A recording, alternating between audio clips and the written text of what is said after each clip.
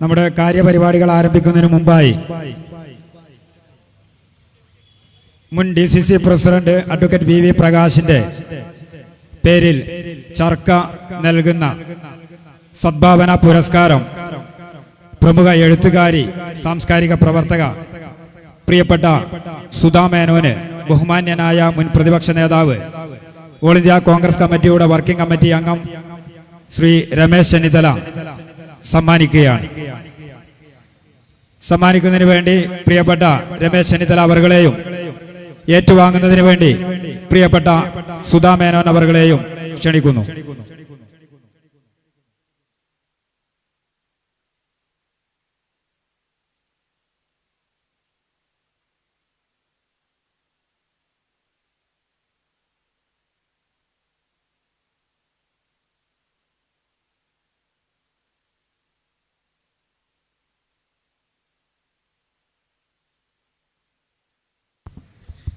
എല്ലാവരും ഒന്ന് എണീറ്റ് നിൽക്കുക.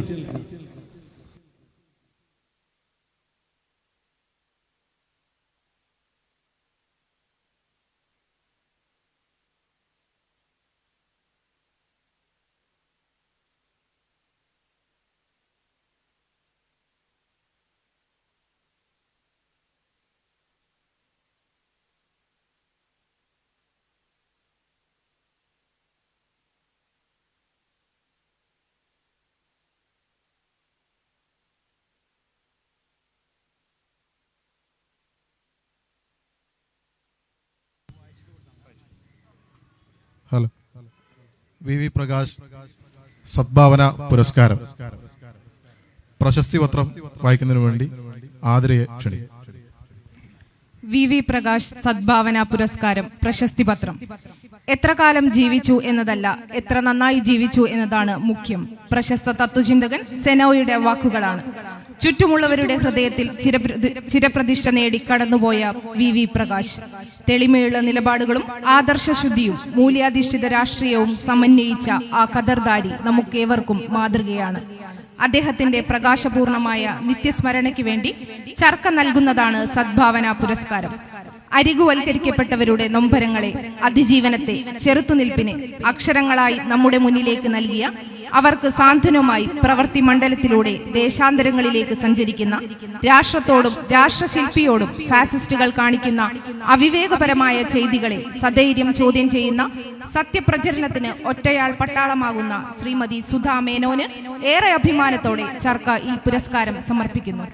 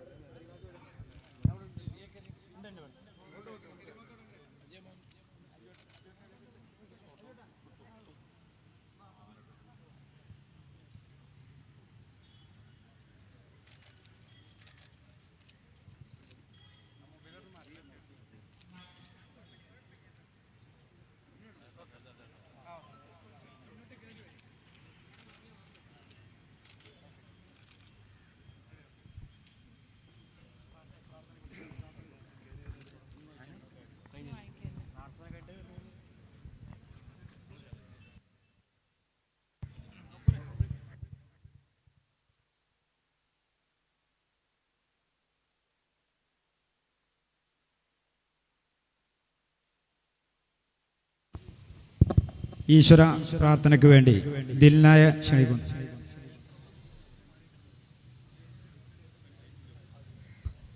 പ്രിയപ്പെട്ട മുഴുവൻ സഹപ്രവർത്തകരും വേദിക്ക് മുന്നിൽ നിന്ന് മാറി നിൽക്കണമെന്ന് അഭ്യർത്ഥിക്കുന്നു.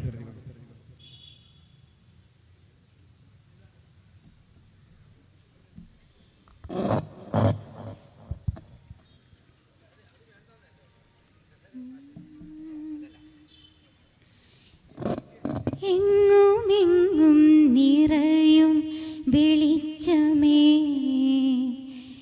എൻ കരളിൽ കുടിയിരിക്കണമേ. എൻ്റെ പാദം ഇടറാതിരിക്കുവാൻ ഇന്നുമിന്നിൽ കൃപ ചൊരിയണമേ.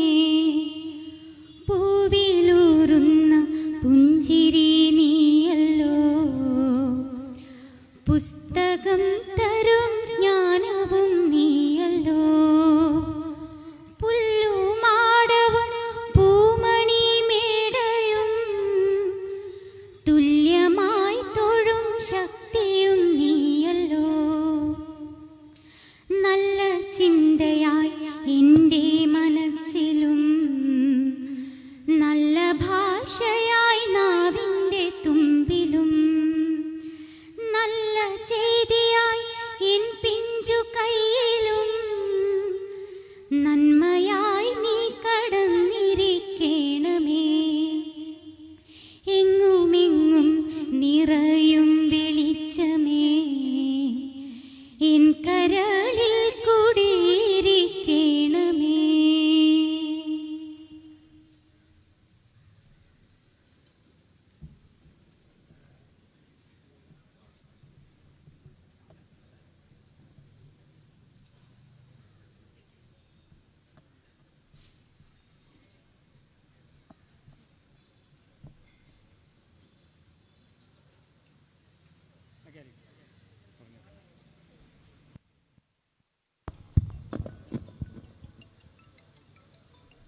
ഏറ്റവും ബഹുമാന്യരായ നേതാക്കന്മാരെ, സഹപ്രവർത്തകരെ, സ്വാഗത ഭാഷണത്തിന് മുമ്പായി ചർക്ക എന്ന് പറയുന്ന ഈ സംഘടനയെക്കുറിച്ച് പരിചയപ്പെടുത്തുന്നതിന് വേണ്ടിയാണ് ഞാനിവിടെ നിൽക്കുന്നത്. ദീർഘിപ്പിക്കുന്നില്ല. വലിയ ഒരു പരിചയപ്പെടുത്തലിന്റെ ആവശ്യമില്ലാത്ത ഒരു സംഘടനയാണ് ചർക്ക. 2 വർഷങ്ങൾക്ക് മുമ്പ് പ്രിയപ്പെട്ട ശ്രീ റിയാസ് മുക്കോളിയുടെ നേതൃത്വത്തിൽ അദ്ദേഹവുമായി ബന്ധപ്പെട്ട് പ്രവർത്തിക്കുന്ന യുവാക്കളുടെ ഒരു പറ്റം ആളുകൾ ചേർന്നുകൊണ്ട് സാമൂഹിക ജീവകാരുണ്യ മേഖലയിൽ കൂടി ശക്തമായ പ്രവർത്തനങ്ങൾ നടത്തുന്നതിന് വേണ്ടി പാർട്ടിക്കകത്തുള്ളവർക്കും അതുപോലെ തന്നെ പാർട്ടിയുടെ പ്ലാറ്റ്ഫോമിലേക്ക്, മെയിൻ സ്ട്രീമിലേക്ക് കടന്നു വരാൻ കഴിയാത്ത ആളുകൾക്കും ഒരുമിച്ച് പ്രവർത്തിക്കുന്നതിന് വേണ്ടി ഒരു പൊതുവായ ഒരു പ്ലാറ്റ്ഫോം രൂപീകരിക്കുന്നതിന് വേണ്ടിയാണ് ചർക്ക എന്ന് പറയുന്ന ഈ സംഘടന രൂപീകരിച്ചിട്ടുള്ളത്. 2 വർഷങ്ങൾക്ക് ഇപ്പുറം തിരിഞ്ഞു നോക്കുമ്പോൾ തികഞ്ഞ ചാരിതാർത്ഥ്യത്തോടു കൂടിയാണ് ചർക്കയുടെ ഭാരവാഹികളായിട്ടുള്ള ഞങ്ങൾക്ക് പിറകോട്ട് നോക്കാൻ സാധിക്കുന്നത്. ഇതിനോടകം തന്നെ ഒട്ടനവധി ജീവകാരുണ്യ പ്രവർത്തനങ്ങൾ പാവപ്പെട്ട നിരാലംബരായ രോഗികൾക്ക്, അതുപോലെ തന്നെ അശരണരായ ആളുകൾക്ക് വേണ്ടി ഒട്ടനവധി പ്രവർത്തനങ്ങളാണ് ചർക്കയുടെ നേതൃത്വത്തിൽ നടത്തിക്കൊണ്ടിരിക്കുന്ന ജീവകാരുണ്യ പ്രവർത്തനങ്ങൾ. 25ഓളം ഇലക്ട്രിക് വീൽ ചെയറുകൾ നമുക്ക് നൽകാൻ സാധിച്ചു. അതുപോലെ തന്നെ നമ്മുടെ പ്രവാസികളായിട്ടുള്ള ആളുകൾക്ക് നമ്മുടെ പ്രവാസികൾ വിദേശത്ത് നിന്ന് മരണപ്പെട്ട് കഴിഞ്ഞാൽ അവരുടെ ബോഡി കൊണ്ടുവരുന്നതിന് വേണ്ടി ഒരു മൊബൈൽ ഫ്രീസർ എയർപോർട്ട് കേന്ദ്രീകരിച്ച് ഇല്ല എന്നുള്ളത് മനസ്സിലാക്കി ഒരു മൊബൈൽ ഫ്രീസർ ഈ സംഘടനയുടെ നേതൃത്വത്തിൽ എയർപോർട്ട് കേന്ദ്രീകരിച്ച്, കാലിക്കറ്റ് ഇന്റർനാഷണൽ എയർപോർട്ട് കേന്ദ്രീകരിച്ച് ഒരു മൊബൈൽ ഫ്രീസർ പ്രവർത്തിച്ചു വരുന്നു. അതോടൊപ്പം തന്നെ ഏറ്റവും അവസാനമായി നമ്മുടെ എല്ലാം പ്രിയങ്കരനായിരുന്ന നേതാവ് ശ്രീ ആര്യാടൻ മുഹമ്മദ് അവറുകളുടെ നാമധേയത്തിൽ എടക്കര ഗവൺമെന്റ് ഹയർ സെക്കൻഡറി സ്കൂളിന് 12 ലക്ഷത്തോളം രൂപ ഈ ചർക്ക എന്ന് പറയുന്ന സംഘടന സ്വരൂപിച്ചുകൊണ്ട് ഈ സംഘടനയിലെ അംഗങ്ങൾ എന്ന് പറയുന്നത് സാധാരണക്കാരായ കൂലിപ്പണിക്കാരായ സാധാരണ പ്രവർത്തകരാണ്. അവരുടെ മിച്ചം വരുന്ന സംഖ്യയിൽ നിന്നും ഓരോ മാസവും ഒരുമിച്ച് സ്വരൂപിച്ച് കൂടുന്ന ഈ സംഖ്യയിൽ നിന്നും 12 ലക്ഷം രൂപ ചെലവഴിച്ച് എടക്കര ഗവൺമെന്റ് ഹയർ സെക്കൻഡറി സ്കൂളിന്, ഒരു പാവപ്പെട്ട ഹയർ സെക്കൻഡറി സ്കൂളിന്, ആദിവാസി മേഖലയിലെ ഹയർ സെക്കൻഡറി സ്കൂളിന് ഒരു ലൈബ്രറി കെട്ടിടം ഈ കഴിഞ്ഞ 12-ാം തീയതിയാണ് നമ്മൾ ഉദ്ഘാടനം ചെയ്ത് സമർപ്പിച്ചു കഴിഞ്ഞത്. ഇത്തരത്തിൽ നിരവധിയായിട്ടുള്ള ജീവകാരുണ്യ പ്രവർത്തനങ്ങൾ നടത്തിക്കൊണ്ടാണ് ചർക്ക എന്ന് പറയുന്ന ഈ സംഘടന മുന്നോട്ട് പോയിക്കൊണ്ടിരിക്കുന്നത്. ദീർഘിപ്പിക്കുന്നില്ല. ഏതായാലും ഞങ്ങളുടെ തുടർന്നുള്ള മുഴുവൻ പ്രവർത്തനങ്ങൾക്കും നിങ്ങളുടെ എല്ലാവരുടെയും സഹായ സഹകരണങ്ങൾ ഉണ്ടാകണം. അതോടൊപ്പം തന്നെ ഇന്ന് നടക്കുന്ന ചടങ്ങ് എന്ന് പറയുന്നത് സർക്കാർ രൂപീകരിച്ച് ആദ്യത്തെ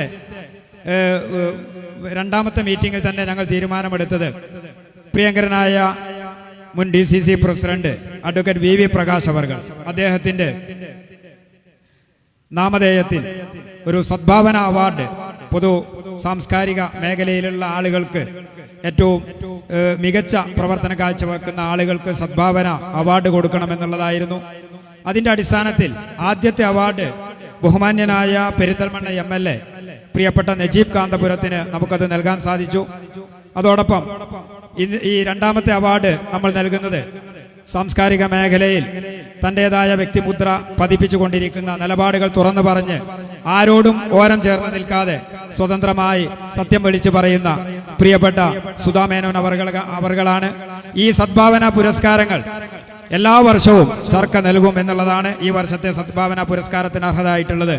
പ്രിയപ്പെട്ട സുധാ മേനോൻ അവർകളാണ്.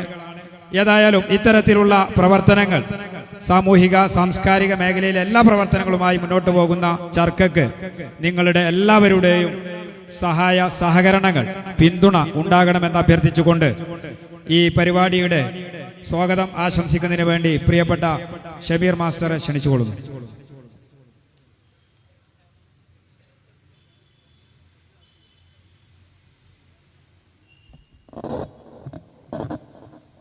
കൂടുതൽ മുഖവുരയോ കൂടുതൽ സംസാരമോ ഈ ഒരു വേദിക്ക് ഉചിതമല്ല എന്നുള്ളതുകൊണ്ട്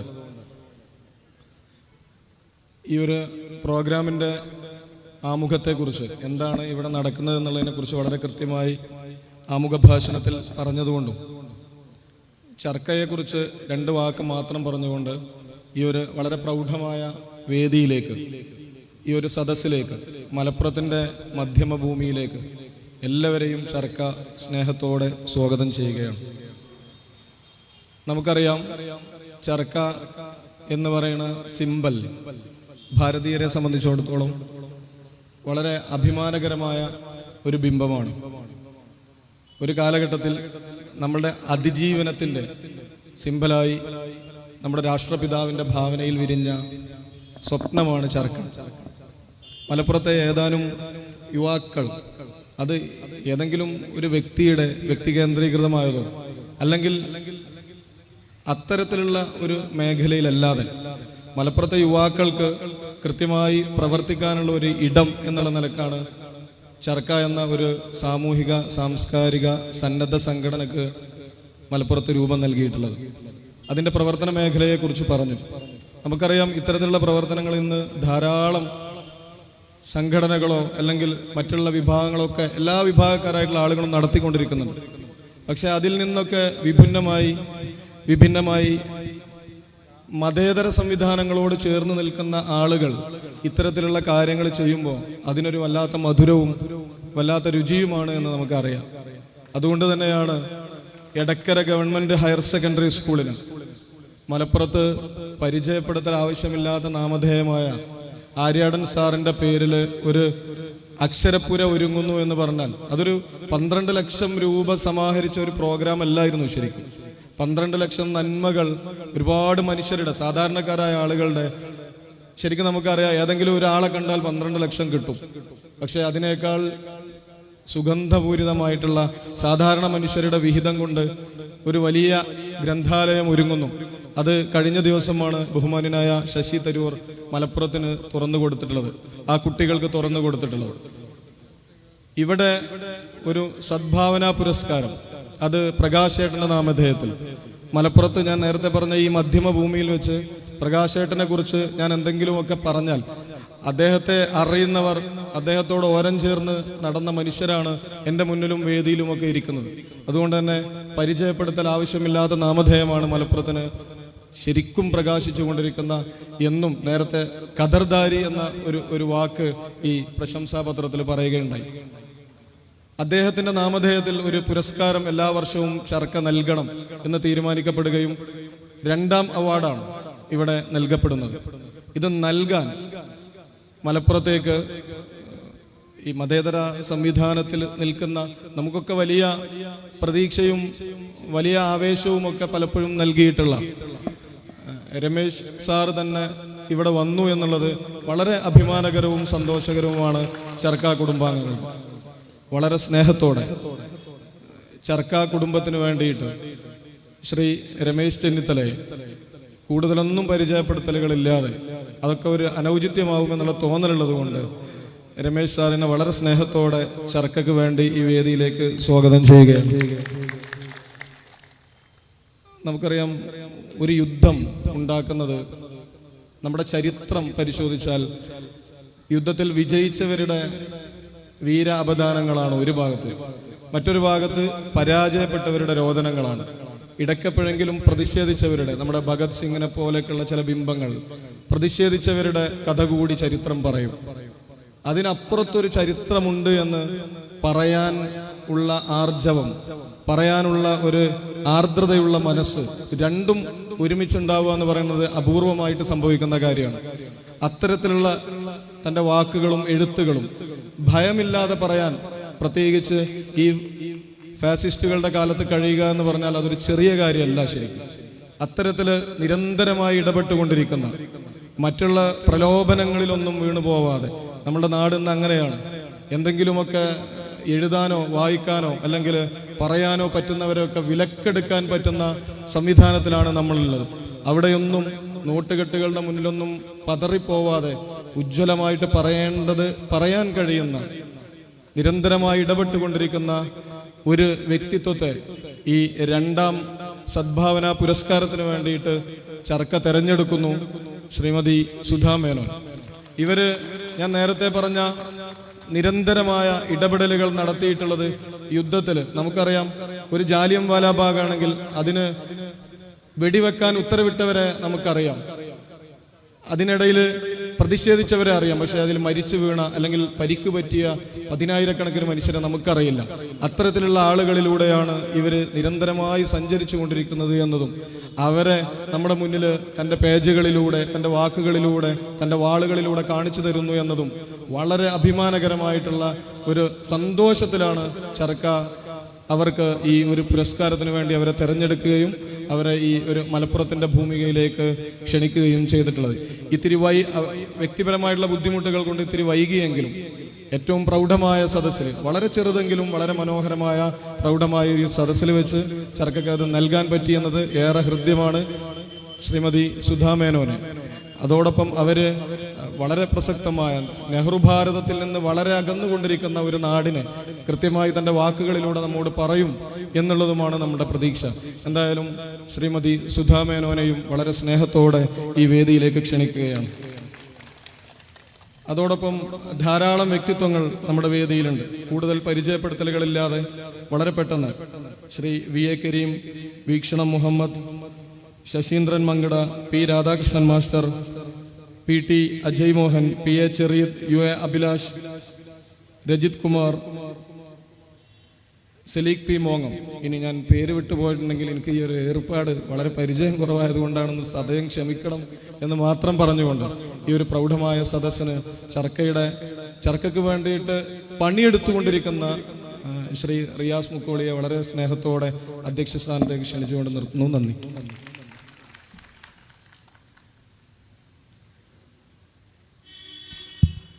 ഞാൻ സംസാരിക്കാൻ ആഗ്രഹിക്കുന്നില്ല.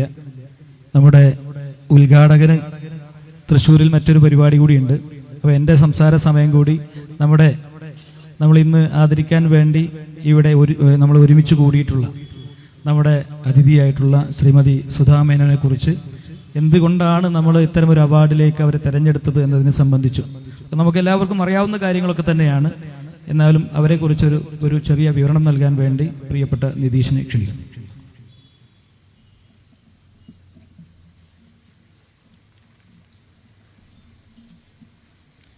ബഹുമാന്യനായ ശ്രീ രമേശ് ചെന്നിത്തല ഉൾപ്പെടെയുള്ള വേദിയിലെ നേതാക്കളെ, പ്രിയപ്പെട്ട സഹപ്രവർത്തകർ, ശ്രീമതി സുധാ മേനോൻ ഇന്ന് ഫാസിസ്റ്റുകൾക്കെതിരായ പോരാട്ടത്തിൽ മുന്നണിയിൽ നിൽക്കുന്ന ഒരു പേരാണ്. പയ്യന്നൂരിലെ അന്നൂരിനടുത്തുള്ള കാറമേലിൽ ജനനം. അച്ഛൻ പരേതനായ KK കുഞ്ഞിക്കമ്മാര പൊതുവാളം, അമ്മ വെള്ളോറ മഠത്തിൽ സാവത്രിയമ്മ. പയ്യന്നൂർ കോളേജിലും കേരള സർവകലാശാലയുടെ പൊളിറ്റിക്കൽ സയൻസ് വകുപ്പിലും ജർമ്മനിയിലെ ഗ്ലോബൽ ലേബർ യൂണിവേഴ്സിറ്റിയിലുമായി പഠനവും ഗവേഷണവും പൂർത്തിയാക്കി. BA MA പൊളിറ്റിക്കൽ സയൻസ് പരീക്ഷകളിൽ 1ാം റാങ്കും ഗോൾഡ് മെഡലും കരസ്ഥമാക്കിയാണ് ആ പഠനകാലം അവസാനിച്ചത്. അന്തർദേശീയ തൊഴിൽ നിയമലംഘനങ്ങളും വ്യാവസായിക രംഗത്തെ തൊഴിലാളി ചൂഷണവും അപഗ്രഥിക്കുന്നതിൽ ഇന്റർനാഷണൽ ലേബർ ഓർഗനൈസേഷൻ ILO സംഘടനയുടെ പ്രത്യേക പരിശീലനം ലഭിച്ച വിദഗ്ധരിൽ ഒരാളാണ്.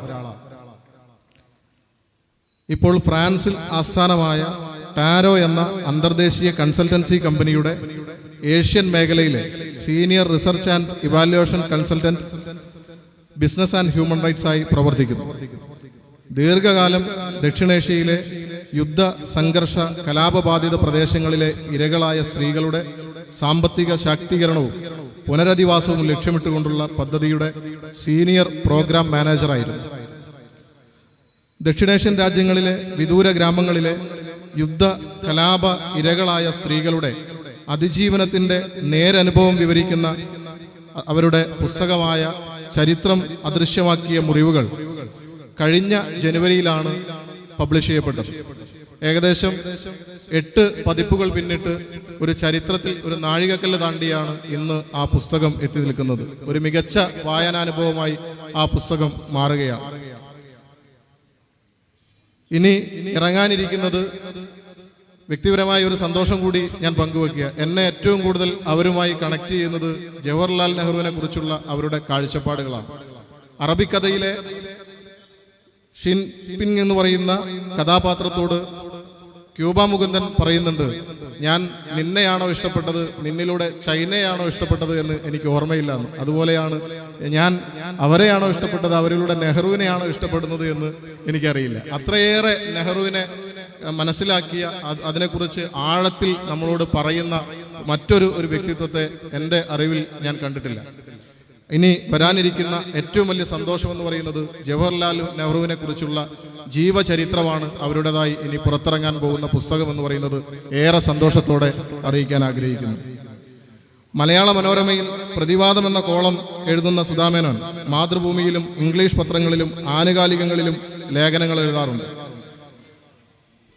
ഈ കഴിഞ്ഞ ദിവസം മലയാള മനോരമയിൽ അവരുടെ കോളം ഉണ്ടായിരുന്നു. നമ്മൾ വിചാരിക്കും നെഹ്റുവിനെ കുറിച്ച് മാത്രമാണ് അവർക്ക് അറിവുള്ളതെന്ന്. ആ കോളം വായിച്ച ആളുകൾക്ക് അറിയാം നെഹ്റുവിനെ കുറിച്ച് മാത്രമല്ല, ഇന്ത്യയുടെ ദേശീയ പ്രസ്ഥാനത്തെക്കുറിച്ചും ദേശീയ പ്രസ്ഥാനത്തിന് നേതൃത്വം നൽകിയ മുഴുവൻ ആളുകളെക്കുറിച്ചും ഒരു എൻസൈക്ലോപീഡിയ തന്നെയാണ് പ്രിയപ്പെട്ട സുധാമേനോൻ എന്ന് ആ കോളം വായിച്ച് നമുക്ക് മനസ്സിലാക്കും. ലാൽ ബഹദൂർ ശാസ്ത്രിയെക്കുറിച്ച് ഏറ്റവും മനോഹരമായി കഴിഞ്ഞ വെള്ളിയാഴ്ചയിലെ കോളത്തിൽ അവർ പറഞ്ഞിട്ടുണ്ട്. ഇപ്പോൾ അഹമ്മദാബാദിൽ സ്ഥിരതാമസമാക്കിയ അവർ വളരെ പ്രയാസപ്പെട്ടുകൊണ്ടാണ് നമ്മുടെ പരിപാടിയിലേക്ക് എത്തിച്ചേർന്നത്. ചർക്കയ്ക്ക് വേണ്ടി അവരെ ഹൃദയം ചേർത്ത് അഭിവാദ്യം ചെയ്യാൻ ആഗ്രഹിക്കുന്നു. അവരുടെ കുടുംബം ബന്ധൻ ബാങ്കിൽ ഇൻസ്റ്റിറ്റ്യൂഷൻ ഫിനാൻസ് വിഭാഗം മേധാവിയായ വേണുഗോപാൽ മേനോനാണ് അവരുടെ ജീവിത പങ്കാളി. മകൾ വൈഭവി 7ാം ക്ലാസ് വിദ്യാർത്ഥിനിയാണ്. ഈ ചർക്ക കുടുംബത്തിന്റെ സ്നേഹവും ആദരവും ഈ അവസരത്തിൽ അവരോട് അറിയിക്കാൻ ഞങ്ങളെല്ലാവരും ആഗ്രഹിക്കുകയാണ്.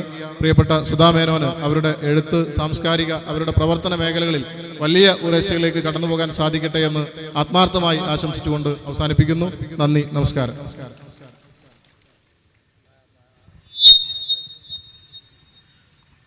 പ്രിയമുള്ളവരെ, നമ്മുടെ ഈ ചടങ്ങിൻ്റെ ഉദ്ഘാടന കർമ്മമാണ് അടുത്തതായി നിർവഹിക്കാനുള്ളത്. സംസാരിക്കുന്നില്ല. രണ്ടുപേരും ഒരുപാട് പ്രയാസപ്പെട്ടാണ് നമ്മുടെ ഈ ചടങ്ങിലേക്ക് കടന്നു വന്നിരിക്കുന്നത്. നമ്മുടെ ഉദ്ഘാടകൻ കഴിഞ്ഞ ദിവസം ഇതേ സമയത്ത് മണിപ്പൂരിൻ്റെ മണ്ണിൽ ശ്രീ രാഹുൽ ഗാന്ധിക്കൊപ്പം ഭാരത് ജോഡോ യാത്രയുമായി ബന്ധപ്പെട്ട് അവിടെ രാഹുൽ ഗാന്ധിക്കൊപ്പമായിരുന്നു. ശേഷം ഞാൻ മനസ്സിലാക്കുന്നത് ഇന്നലെ രാത്രി ഒരു പോള കണ്ണടക്കാതെയാണ് നമ്മുടെ ഈ ചടങ്ങിലേക്ക് വന്നിരിക്കുന്നത് എന്നാണ്. ഈ കട്ടപ്പാടിന് നമ്മോട് കാണിച്ച സ്നേഹത്തെ ഈ ഒരു സമയത്ത് ഞാൻ പ്രത്യേകം എൻ്റെ സ്നേഹത്തോടു കൂടി അഭിവാദ്യം ചെയ്യുകയാണ്. നമ്മൾ അവാർഡ് നൽകി ആദരിക്കുന്ന ശ്രീമതി സുധാമേനോനും ഒരുപാട് കഷ്ടപ്പെട്ട് അവർ അഹമ്മദാബാദിലാണ് ഇവിടെ സൂചിപ്പിച്ചു താമസവും ജോലിയും ഒക്കെ. നേരത്തെ നമ്മൾ 1-2 ഡേറ്റ് വാങ്ങിയിരുന്നു. പക്ഷേ അവരുടെ ചില സാങ്കേതിക പ്രയാസങ്ങളൊക്കെ വന്നു, നമുക്ക് നീണ്ടുപോയി. ഏതായാലും രണ്ടുപേരും ഒരുപാട് കഷ്ടപ്പെട്ട് ഇത്തരമൊരു വേദിയെ ധന്യമാക്കാൻ വേണ്ടി കടന്നു വന്നു. രണ്ടുപേരോടുള്ള സ്നേഹം സൂചിപ്പിച്ചുകൊണ്ട് ഈ ചടങ്ങ് ഒരുപാട് പ്രിയപ്പെട്ട ചർക്ക മെമ്പർമാർ ഇവിടെ നിൽക്കുന്നുണ്ട്. ഇതിൽ നമുക്കറിയാം റിയാസ് എന്ന ഞാനും ഇവിടെ ഇരിക്കുന്ന ഓരോരുത്തരും ചർക്കയിൽ ഒരുപോലെയാണ്. നമ്മൾ ഏകദേശം 50 ലക്ഷം രൂപയുടെ കാരുണ്യ പ്രവർത്തനങ്ങൾ കഴിഞ്ഞ ഒരു വർഷക്കാലം കൊണ്ട് ചെയ്തു. ഏറ്റവും അവസാനം 12 ലക്ഷം രൂപയുടെ വലിയൊരു കെട്ടിടം ശ്രീ ആര്യാടൻ മുഹമ്മദിന്റെ പേരിൽ നമ്മൾ എടക്കര ഗവൺമെന്റ് സ്കൂളിൽ നമ്മൾ നിർമ്മിച്ചു കൊടുത്തു. അതിന്റെ ഉദ്ഘാടനം കഴിഞ്ഞ ദിവസം നടന്നു. നേരത്തെ സൂചിപ്പിച്ചതുപോലെ ഒരുപാട് 21 ഇലക്ട്രിക്കൽ വീൽ ചെയർ നമ്മൾ കൈമാറി. ഇതിനൊന്നും ഈ പറയപ്പെട്ട കാര്യങ്ങൾക്കൊന്നും ഒരിക്കൽ പോലും നമ്മൾ മറ്റാരുടെയെങ്കിലും പിന്നെ അടുത്തു ചെന്ന് സഹായം ചോദിച്ചിട്ടില്ല. മറ്റു രീതിയിലുമുള്ള ഫണ്ട് കളക്ഷനൊന്നും ഈ സംഘടന ഇന്നേവരെ നടത്തിയിട്ടില്ല. പൂർണ്ണമായും ഈ സംഘടനയിലുള്ള 1400-ലേറെ വരുന്ന മെമ്പർമാരുടെ അവരുടെ കഠിനാധ്വാനത്തിന്റെ ചെറിയ വിഹിതം വെച്ചാണ് നമ്മൾ ഇത്രയും കാലം മുന്നോട്ട് പോയത്. അതുകൊണ്ട് ഈ കട്ടപ്പാട് നിങ്ങളൊക്കെ അനുഭവിക്കുന്നുണ്ട്. നിങ്ങളൊക്കെ പ്രത്യേകം ഓർത്തുകൊണ്ട് ഈ ചടങ്ങ് ഉദ്ഘാടനം ചെയ്യാൻ വേണ്ടി ബഹുമാനനായിട്ടുള്ള മുൻ പ്രതിപക്ഷ നേതാവ് നേരത്തെ കഴിഞ്ഞ ദിവസം നമ്മളൊക്കെ വായിച്ചു, കേരളത്തിലെ ഏറ്റവും പ്രമുഖനായിട്ടുള്ള ഏറ്റവും മികച്ച പ്രതിപക്ഷ നേതാവായി എല്ലാവരാലും അംഗീകരിക്കപ്പെടുന്ന ബഹുമാനനായിട്ടുള്ള ശ്രീ രമേശ് ചെന്നിത്തല അവരുടെ ഈ ചടങ്ങ് ഉദ്ഘാടനം ചെയ്യാൻ വേണ്ടി വളരെ സ്നേഹത്തോടുകൂടി ക്ഷണിക്കുന്നു.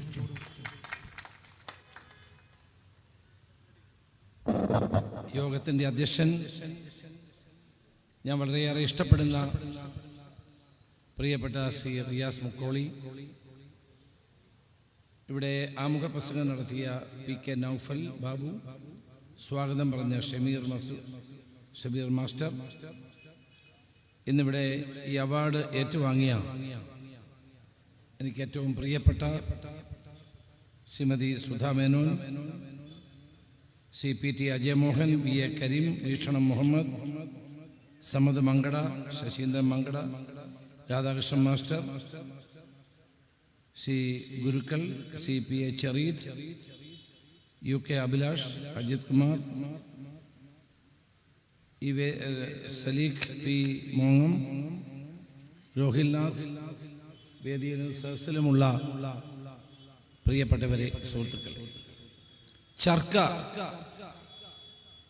എന്ന പേര് തന്നെ വളരെയേറെ അന്വർത്ഥമായ ഒന്നാണ്. സൂര്യൻ അസ്തമിക്കാത്ത ബ്രിട്ടീഷ് സാമ്രാജ്യത്തിൻ്റെ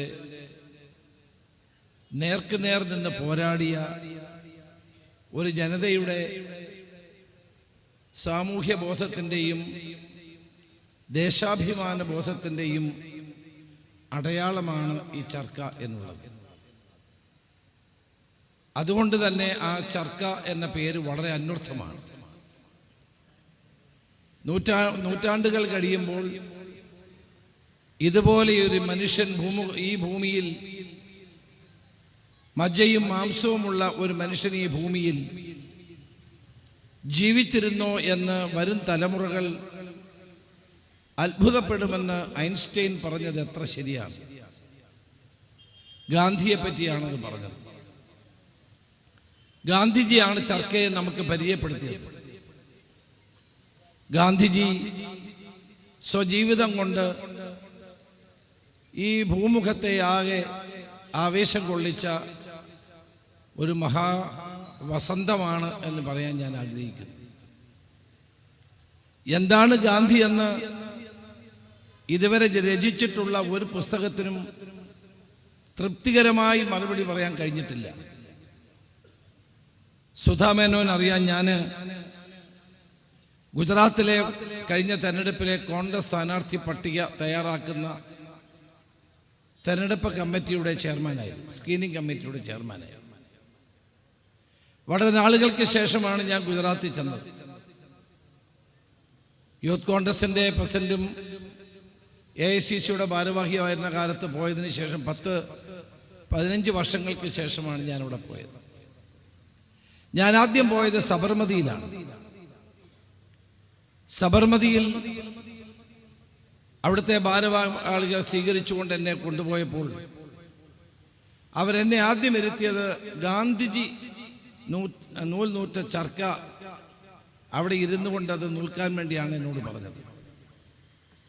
വാസ്തവത്തിൽ എൻ്റെ ജീവിതത്തിലെ ഏറ്റവും വലിയ അവിസ്മരണീയമായ ഒരു മുഹൂർത്തമായി ഞാൻ എൻ്റെ മനസ്സിൽ സൂക്ഷിക്കുന്ന ഒന്നാണ് ആ സംഭവം. മലയാളിയായ എൻ്റെ നാട്ടുകാരൻ കൂടിയായ ഒരാളാണ് അവിടുത്തെ ലൈബ്രറിയുടെ ചുമതലയുള്ളയാൾ. അദ്ദേഹം എന്നെ ലൈബ്രറിയിലേക്ക് കൊണ്ടുപോയി. അദ്ദേഹം എന്നോട് പറഞ്ഞു, മഹാത്മാഗാന്ധിയെ പറ്റി എഴുതിയിട്ടുള്ള പുസ്തകങ്ങൾ ഓരോ ദിവസവും 10-ലേറെ പുസ്തകങ്ങൾ ഇവിടെ ആളുകൾ അയച്ചു തരികയാണ്. ഒരുപക്ഷെ ലോകത്ത് ഇതുപോലൊരു മനുഷ്യനെ പറ്റി ഇത്രയും പുസ്തകങ്ങൾ ഇറങ്ങിയിട്ടുണ്ടോ എന്ന് സംശയമാണ്.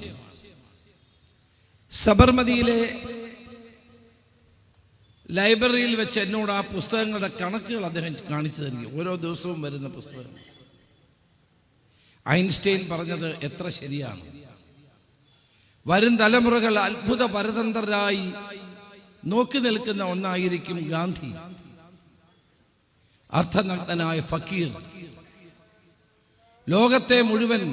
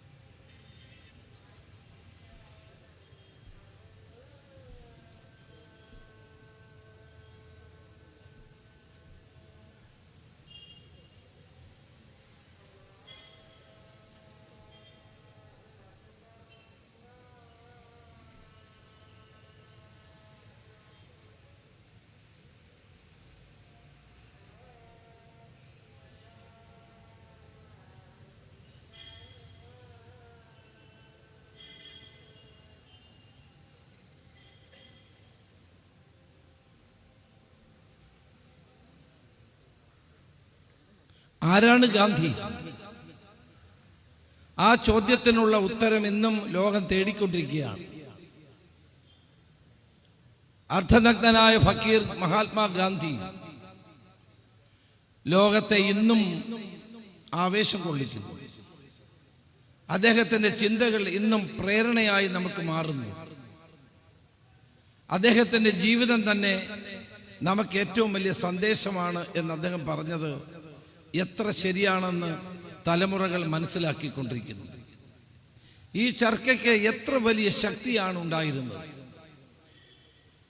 ഒരു വലിയ സാമ്രാജ്യത്വ ശക്തിയെ അധികാരത്തിൽ നിന്ന് മാറ്റാനും ഭാരതത്തിന് സ്വാതന്ത്ര്യം നേടി കൊടുക്കാനും കഴിഞ്ഞ ഒരു ബിംബമാണ്, ഒരടയാളമാണ്, ഒരു സന്ദേശമാണ് ഈ ചർക്ക. ഇന്ന് ഗാന്ധിക്ക് നേരെ ദിവസവും നിറയൊഴിച്ചുകൊണ്ടിരിക്കുകയാണ്.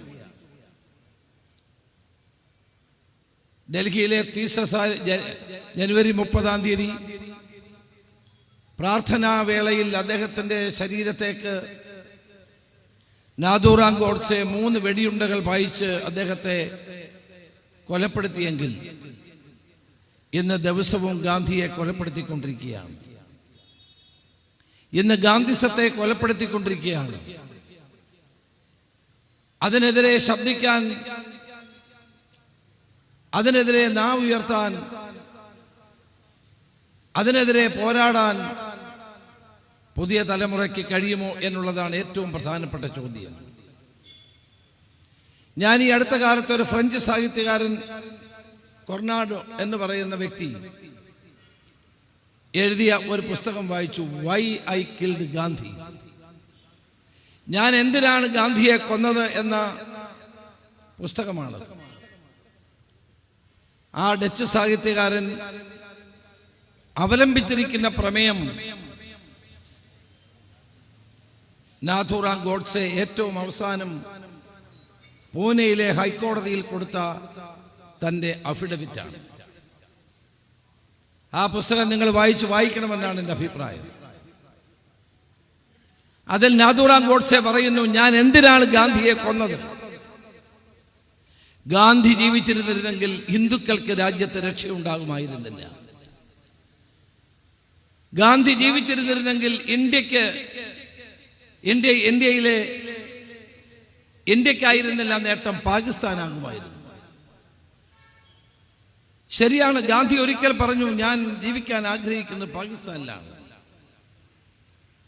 മതേതരത്വത്തിന്റെ ഉജ്ജ്വല പ്രതീകമായ ഗാന്ധിയെ നാഥൂറാം ഗോഡ്സെ കൊന്നതിൽ അദ്ദേഹത്തിന് യാതൊരു പശ്ചാത്താപവുമില്ല. താൻ ചെയ്തത് ശരിയാണ് എന്ന് പറയുന്ന അവസാനത്തെ അഫിഡവിറ്റ്, കോടതിയിൽ കൊടുത്ത അവസാനത്തെ അഫിഡവിറ്റിലെ ആ വാചകങ്ങളെ അധിഷ്ഠാനമാക്കിയാണ് ആ പുസ്തകം എഴുതിയിട്ടുള്ളത്, വൈ ഐ കിൽഡ് ഗാന്ധി. ഞാൻ വിശദാംശങ്ങളിലേക്ക് പോകുന്നില്ല. ഗാന്ധി ജീവിച്ചിരിക്കാതിരിക്കേണ്ടത്, ഗാന്ധി വധിക്കപ്പെടേണ്ടത് രാജ്യത്തെ ഫാസിസ്റ്റുകളുടെയും മത സാമുദായിക ശക്തികളുടെയും ആവശ്യമായിരുന്നു. അവർക്കറിയാമായിരുന്നു ഗാന്ധി ജീവിച്ചാൽ അവരുടെ തത്വശാസ്ത്രത്തിനും ആശയങ്ങൾക്കും പ്രസക്തിയില്ല എന്ന്. RSSന്റെയും BJPയുടെയും ആശയം തദ്ദേശീയമല്ല, അത് കടമെടുത്തതാണ്. അത് ജർമ്മനിയിൽ നിന്ന് ഹിറ്റ്ലറുടെയും അവരുടെ പരമ്പരകളുടെയും കയ്യിൽ നിന്ന് കടമെടുത്ത ആശയം തന്നെയാണ്. ആ ആശയത്തിന് ഭാരതത്തിന്റെ മണ്ണിൽ വേരുപിടിക്കാൻ കഴിയാതെ പോയത് ഗാന്ധി എന്ന മഹാമനുഷ്യന്റെ സാന്നിധ്യവും ശക്തിയുമാണ് എന്ന് അവർക്കറിയാമായിരുന്നു. അതുകൊണ്ടാണ് അവർ ഗാന്ധിയെ കൊന്നത്. 3 തവണ ഗാന്ധിയെ കൊല്ലാൻ പരിപാടിയിട്ടു. അവസാനമാണ് ഗോഡ്സെ വിജയിക്കുന്നത്. ഗോഡ്സെയുടെ ആ വിജയത്തോടെ തകർന്നു പോയതും തോറ്റുപോയതും നമ്മുടെ രാജ്യമാണ്, നമ്മുടെ ജനതയാണ്. വൈ ഐ കിൽഡ് ഗാന്ധി എന്ന പുസ്തകത്തിൽ ഗാന്ധി എന്തെല്ലാമാണ് ഹിന്ദു സമൂഹത്തിന് ചെയ്തത് എന്നുള്ള കുറ്റാരോപണമാണ് നടത്തുന്നത്. അങ്ങനെ നടത്തി ഹിന്ദു ഫണ്ടമെന്റലിസ്റ്റ് ഫോഴ്സസ് രാജ്യത്ത് വളരാനുള്ള അടിത്തറയിട്ടത് അവിടെ നിന്നാണ്. ഇന്ന് നരേന്ദ്രമോദിയുടെ പ്രവർത്തനങ്ങൾ ഞാൻ കാണുമ്പോൾ ഗോഡ്സെ പറഞ്ഞ അതേ കാര്യങ്ങളാണ് അദ്ദേഹം ഇവിടെ ചെയ്തുകൊണ്ടിരിക്കുന്നത് എന്നെനിക്ക് ബോധ്യപ്പെടുന്നു. ഇന്ന് നരേന്ദ്രമോദി ചെയ്യുന്ന ഓരോ കാര്യവും ഗോഡ്സെയുടെ അവസാനത്തെ അഫിഡവിറ്റിൽ പറഞ്ഞ കാര്യങ്ങളാണ് എന്നതാണ് സത്യം. ഒരു ഹിന്ദു രാഷ്ട്രം ഉണ്ടാക്കാനുള്ള ആത്യന്തികമായ ലക്ഷ്യമാണ് ഇവർ മുന്നോട്ട് വെക്കുന്നത്.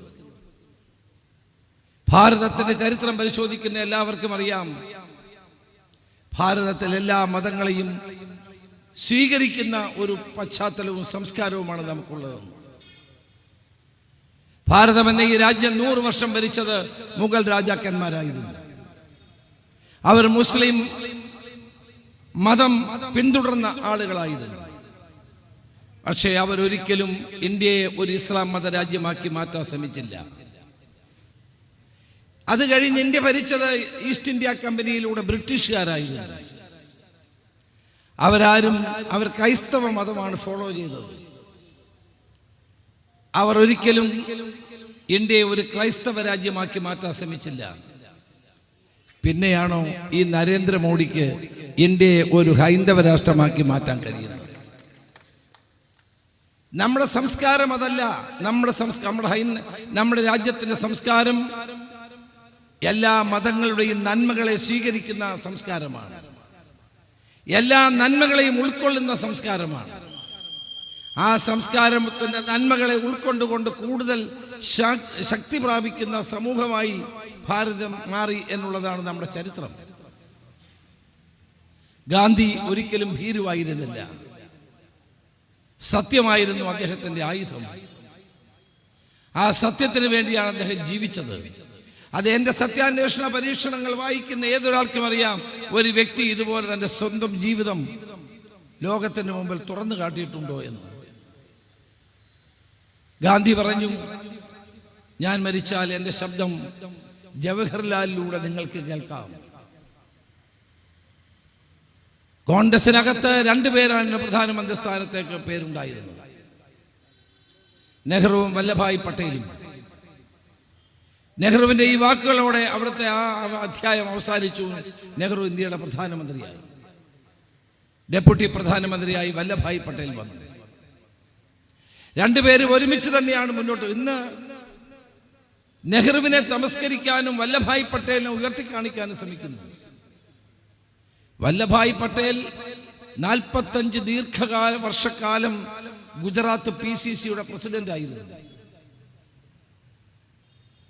അദ്ദേഹം കോൺഗ്രസിന്റെ ഏറ്റവും മുതിർന്ന നേതാക്കന്മാർ, ഏറ്റവും മുന്നിൽ നിന്ന് നെഹ്റു കഴിഞ്ഞാൽ അടുത്ത നേതാവായിരുന്നു. ഗാന്ധി വധത്തിന് ശേഷം RSSനെ നിരോധിച്ചത് അന്നത്തെ ആഭ്യന്തരമന്ത്രിയായിരുന്ന വല്ലഭായ് പട്ടേലാണ് എന്നുള്ള ചരിത്രം പോലും തമസ്കരിക്കാൻ ഇവർ ശ്രമിക്കുകയാണ്. ഗാന്ധി വധത്തിന് ശേഷം വല്ലഭായ് പട്ടേൽ നടത്തിയ പ്രസംഗങ്ങൾ പരിശോധിച്ചാൽ നമുക്കത് മനസ്സിലാവും അദ്ദേഹം എവിടെ നിന്നിരുന്നുവെന്ന്. ഗാന്ധി വധത്തിന് ശേഷം നെഹ്റുവും പട്ടേലും ഒരുമിച്ച്, നിങ്ങൾ വായിക്കണം ഒരു പുസ്തകം, ദി പട്ടേൽ എന്ന് പറയുന്ന രാജ്മോഹൻ ഗാന്ധി എല്ലാ വിവരണങ്ങളും ചരിത്ര വസ്തുതകളും ഉയർത്തിക്കാണിച്ചുകൊണ്ട് എഴുതിയൊരു പുസ്തകമാണ്. ഞാൻ സുധാമേനോനോട് അത് പറഞ്ഞ ആ പുസ്തകത്തെ ഞാൻ സബർമതി ആശ്രമത്തിൽ നിന്ന് വാങ്ങിച്ച പുസ്തകമാണ്. ദി പട്ടേൽ രാജ്മോഹൻ ഗാന്ധി എഴുതിയ പുസ്തകമാണ്. ആ പുസ്തകത്തിലൂടെയാണ് ആ കാലഘട്ടത്തിലെ ഇന്ത്യൻ നാഷണൽ കോൺഗ്രസിന്റെ വർക്കിംഗ് കമ്മിറ്റിയുടെ പ്രവർത്തനങ്ങൾ, ചരിത്രം മുഴുവൻ അതിനകത്ത് വ്യക്തമായി സൂചിപ്പിക്കുന്നു. അതിനോടൊപ്പം ചേർത്ത് വെക്കാൻ കഴിയുന്ന മറ്റൊരു പുസ്തകമാണ് മഹാനായ അബ്ദുൽ കലാം ആസാദ് എഴുതിയ ഇന്ത്യ വിൻസ് ഫ്രീഡം എന്ന പുസ്തകം. ഈ 2 പുസ്തകം കൂടി ചേർത്ത് വായിച്ചാൽ ആ പുസ്തകത്തിലെ ചില ഭാഗങ്ങൾ താൻ മരിച്ച് 15 വർഷങ്ങൾക്ക് ശേഷമേ പ്രസിദ്ധീകരിക്കാവൂ എന്ന് പറഞ്ഞുകൊണ്ട് അബ്ദുൽ കലാം ആസാദ് കൽക്കട്ടയിലെ ലൈബ്രറിയിൽ താഴിട്ട് പൂട്ടി വെച്ചിരുന്നു. പിന്നെ ഈ അടുത്ത കാലത്താണ് ഇറക്കിയത്. പിന്നീടാണ് അത് പുറത്തു വന്നത്. അത് വല്ലഭായ് പട്ടേലിനോടുള്ള അദ്ദേഹത്തിന്റെ എതിർപ്പുകളായിരുന്നു. ഞാൻ പറഞ്ഞു വന്നത്, ഗാന്ധി തെരഞ്ഞെടുത്തത് അവിടെ നെഹ്റുവിനെയാണ്. എന്തുകൊണ്ട്? നെഹ്റു ആയിരിക്കും അടുത്ത ഇന്ത്യയുടെ ഭാവി ഭാരതത്തെ നിയന്ത്രിക്കാനും നേതൃത്വം കൊടുക്കാനും കഴിയുന്ന നേതാവെന്ന് അദ്ദേഹത്തിന് ബോധ്യമുണ്ടായിരുന്നു.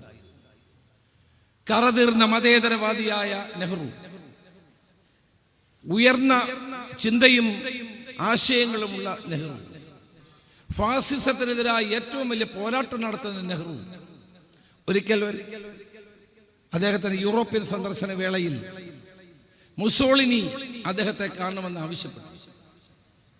മുസോളിനി അന്ന് യൂറോപ്പിന്റെ ഏറ്റവും ശക്തനായ ഭരണാധികാരികളുള്ള ഒരാളായിരുന്നു. നെഹ്റു അത് ആ ക്ഷണം നിരസിക്കുകയാണ് ഉണ്ടായത്. അദ്ദേഹം പറഞ്ഞു, ഒരു ഫാസിസ്റ്റിനെയും ഞാൻ കാണാൻ ആഗ്രഹിക്കുന്നില്ല. ലോകത്ത് ആര് പറയുന്നത്? നെഹ്റു അല്ലാതെ മറ്റാർക്കത് പറയാൻ കഴിയും? ഹിറ്റ്ലറെയും മുസോളിനിയെയും കാണാൻ വിസമ്മതിച്ച ലോകത്തെ ഏക നേതാവ് പണ്ഡിറ്റ് ജവഹർലാൽ നെഹ്റുവായിരുന്നു എന്നുള്ളതാണ് ചരിത്രം. അപ്പോൾ ഗാന്ധിജിയുടെ ചോയ്സ് എത്ര കറക്റ്റ് ആയിരുന്നു. ഗാന്ധിജി ഉയർത്തിപ്പിടിച്ച നെഹ്റുവിനെ തെരഞ്ഞെടുത്തത് എത്ര ശരിയായിരുന്നു. നെഹ്റുവിനെ ഇന്ന് തമസ്കരിക്കാൻ ശ്രമിക്കുന്നു. അതവിടെ നിൽക്കട്ടെ. നെഹ്റു പ്രധാനമന്ത്രിയായപ്പോൾ അദ്ദേഹം ചെയ്തത് എന്താണ്? സ്വന്തം ഗവൺമെന്റിനെ പറ്റി മറ്റൊരു പേരിൽ പത്രങ്ങളിൽ വിമർശനാത്മകമായി എഴുതിയ ഉന്നതമായ ജനാധിപത്യ ബോധമുണ്ടായിരുന്ന നേതാവായിരുന്നു. ആരെങ്കിലും അങ്ങനെ എഴുതുമോ? സ്വന്തം ഗവൺമെന്റിനെ പറ്റി, ആ ഗവൺമെന്റ് തെറ്റുകളെ പറ്റി വേറൊരു പേരിൽ പത്രങ്ങളിൽ ലേഖനം എഴുതിയ ആളായിരുന്നു നെഹ്റു. കാരണം അദ്ദേഹത്തിന് അറിയാമായിരുന്നു, ജനാധിപത്യത്തിൽ ശാക്തീകരിക്കപ്പെടുന്നത് ഡിസന്റ് ഉണ്ടാകുമ്പോഴാണ്, വിമർശനം ഉണ്ടാകുമ്പോഴാണ്. ഇന്ന് രാഷ്ട്രീയ നേതാക്കന്മാർ വിമർശിക്കുമ്പോൾ വിമർശിക്കുന്നവരുടെ വായടച്ചു പൂട്ടാനാണ് ശ്രമിക്കുന്നത്. നെഹ്റുവിനെ പറ്റി വിമർശനാത്മകമായ കാർട്ടൂൺ വരയ്ക്കുന്ന കാർട്ടൂണിസ്റ്റ് ശങ്കറെ വിളിച്ചു വരുത്തി പ്രഭാത ഭക്ഷണം കൊടുത്ത് കെട്ടിപ്പിടിക്കുന്ന നെഹ്റു ഇന്നത്തെ ഭരണാധികാരികളുടെ ഒരു മാതൃകയാകണം. സ്വന്തം ഗവൺമെന്റിനെതിരായി സംസാരിക്കുന്ന, സ്വന്തം ഗവൺമെന്റിനെതിരെ സ്വന്തം മരുമകൻ ഫിറോസ് ഗാന്ധി ഇന്ത്യ ചരിത്രത്തിലെ ആദ്യത്തെ അഴിമതി ആരോപണം, മുന്ദ്ര അഴിമതി ആരോപണം ഉന്നയിച്ചപ്പോൾ പലരും പറഞ്ഞു ഇയാളെ കോൺഗ്രസ് പാർട്ടിയിൽ നിന്ന് പുറത്താക്കണമെന്ന്. നെഹ്റു അത് അനുവദിച്ചില്ല. ആരോപണം ശരിയാണോ എന്ന് അന്വേഷിക്കാൻ അന്വേഷണ കമ്മീഷനെ വെച്ച നെഹ്റു ലോകം കണ്ട ഏറ്റവും വലിയ ജനാധിപത്യവാദിയാണ്. ആർക്ക് ചെയ്യാൻ കഴിയും? കോൺഗ്രസ് ബെഞ്ചിൽ നിന്നുകൊണ്ടാണ് ഫിറോസ് ഗാന്ധി നെഹ്റുവിന്റെ മുഖത്ത് നോക്കി ടി കൃഷ്ണമാചാരിയുടെ അഴിമതിയുമായി ബന്ധപ്പെട്ട മുന്ദ്ര അഴിമതി കേസിനെ പറ്റി ആദ്യമായി സംസാരിക്കുന്നത്. അതുകൊണ്ട് കോൺഗ്രസിനകത്തെന്നും ആളുകൾക്ക് അഭിപ്രായം പറയാനുള്ള സ്വാതന്ത്ര്യം ഉണ്ടായിരുന്ന പാർട്ടിയാണ്. അത് നെഹ്റുവാണ് വളർത്തിയത്. ഇന്റേണൽ ഡെമോക്രസിനെ പാർട്ടി, ഉൾപാർട്ടി ജനാധിപത്യം കോൺഗ്രസിൽ വളർത്തിയെടുത്തത് നെഹ്റുവാണ്. നെഹ്റു അതിന് വിശ്വസിച്ചിരുന്നു. പാർട്ടിയിൽ അഭിപ്രായങ്ങൾ പറയാനും അഭിപ്രായങ്ങൾ ചർച്ച. നെഹ്റു മാത്രമല്ല, ഗാന്ധി സംസാരിക്കാൻ ഒത്തിരി സമയമെടുക്കും. ഒരു ചർച്ച നമുക്ക് വെക്കാൻ കേട്ടോ റിയാസ്. ഇപ്പൊ സമയമില്ലാതെ നമുക്ക് സർക്കാരുടെ പേരിൽ സമയം ഒരു ചർച്ച വെക്കാം. പറയാനാണെങ്കിൽ ഒത്തിരി പറയേണ്ടി വരും. നെഹ്റുവും അംബേദ്കറും തമ്മിലുള്ള നമുക്ക് അതിനെപ്പറ്റി സംസാരിക്കണം. ഇന്ന് ലോകം കണ്ട, ഇന്ത്യ കണ്ട ഏറ്റവും വലിയ പ്രതിഭാശാലിയായ മനുഷ്യനാണ് ഡോക്ടർ അംബേദ്കർ. അംബേദ്കറും നെഹ്റുവും തമ്മിൽ വലിയ പോരാട്ടങ്ങൾ ഉണ്ടായിരുന്നു. പക്ഷേ ഗാന്ധി അംബേദ്കറെ പറഞ്ഞ് മനസ്സിലാക്കി, നമ്മൾ തമ്മിലുള്ള അഭിപ്രായ വ്യത്യാസത്തെക്കാൾ രാജ്യത്തിന് സ്വാതന്ത്ര്യം നേടാൻ അതിനാണ് പ്രാമുഖ്യം. അംബേദ്കർ അംഗീകരിച്ചു. പക്ഷേ ബ്രിട്ടീഷുകാരുടെ ലക്ഷ്യം ഗാന്ധിയെയും അംബേദ്കറെയും തമ്മിലടിപ്പിക്കാൻ, മുസ്ലിങ്ങളെയും ഹിന്ദുക്കളെയും തമ്മിലടിപ്പിക്കാൻ ശ്രമിച്ച പോലെ. അപ്പൊ നെഹ്റു, സുധാമേനോൻ നെഹ്റുവിനെ പറ്റി എഴുതുന്ന ആളാണ്. നെഹ്റുവിന്റെ ചിന്തകൾ ഉയർത്തിപ്പിടിക്കുന്ന ആളാണ്. ഇന്ന് ആ നെഹ്റുവിന്റെ ചിന്തകളെ പോലും ഇന്നത്തെ ഭരണകൂടത്തെയും ഭരണാധികാരികളെയും അലോസരപ്പെടുത്തുന്നുണ്ട് എന്നുള്ളത് നമ്മൾ കാണേണ്ട കാര്യമാണ്. ഇന്നത്തെ ഭരണാധികാരികൾ കരുതുന്നത് രാജ്യത്തിന് സ്വാതന്ത്ര്യം കിട്ടിയത് 2014 1947 2014 ഇന്ത്യക്ക് സ്വാതന്ത്ര്യം കിട്ടിയത് എന്ന് കരുതിയാണ് അവർ മുന്നോട്ട് പോകുന്നത്. ചരിത്രത്തെ തമസ്കരിക്കുന്നു, ചരിത്രത്തെ വളച്ചൊടിക്കുന്നു, ചരിത്ര സത്യങ്ങളെ കുഴിച്ചു മൂടുന്നു, ഗാന്ധിയെ ഓരോ ദിവസവും കൊല്ലുന്നു, ഗോഡ്സെക്ക് വേണ്ടി അമ്പലങ്ങൾ പണിയുന്നു. ഇന്ന് ഈ നാട്ടിൽ ഗോഡ്സെക്ക് വേണ്ടി വലിയ തോതിലുള്ള വീരാരാധനകൾ നടക്കുന്നു. സവർക്കർ ഒക്കെ പറയേണ്ടി വന്ന ഒത്തിരി സമയമെടുക്കും. സവർക്കർ മാപ്പ് എഴുതി കൊടുത്ത്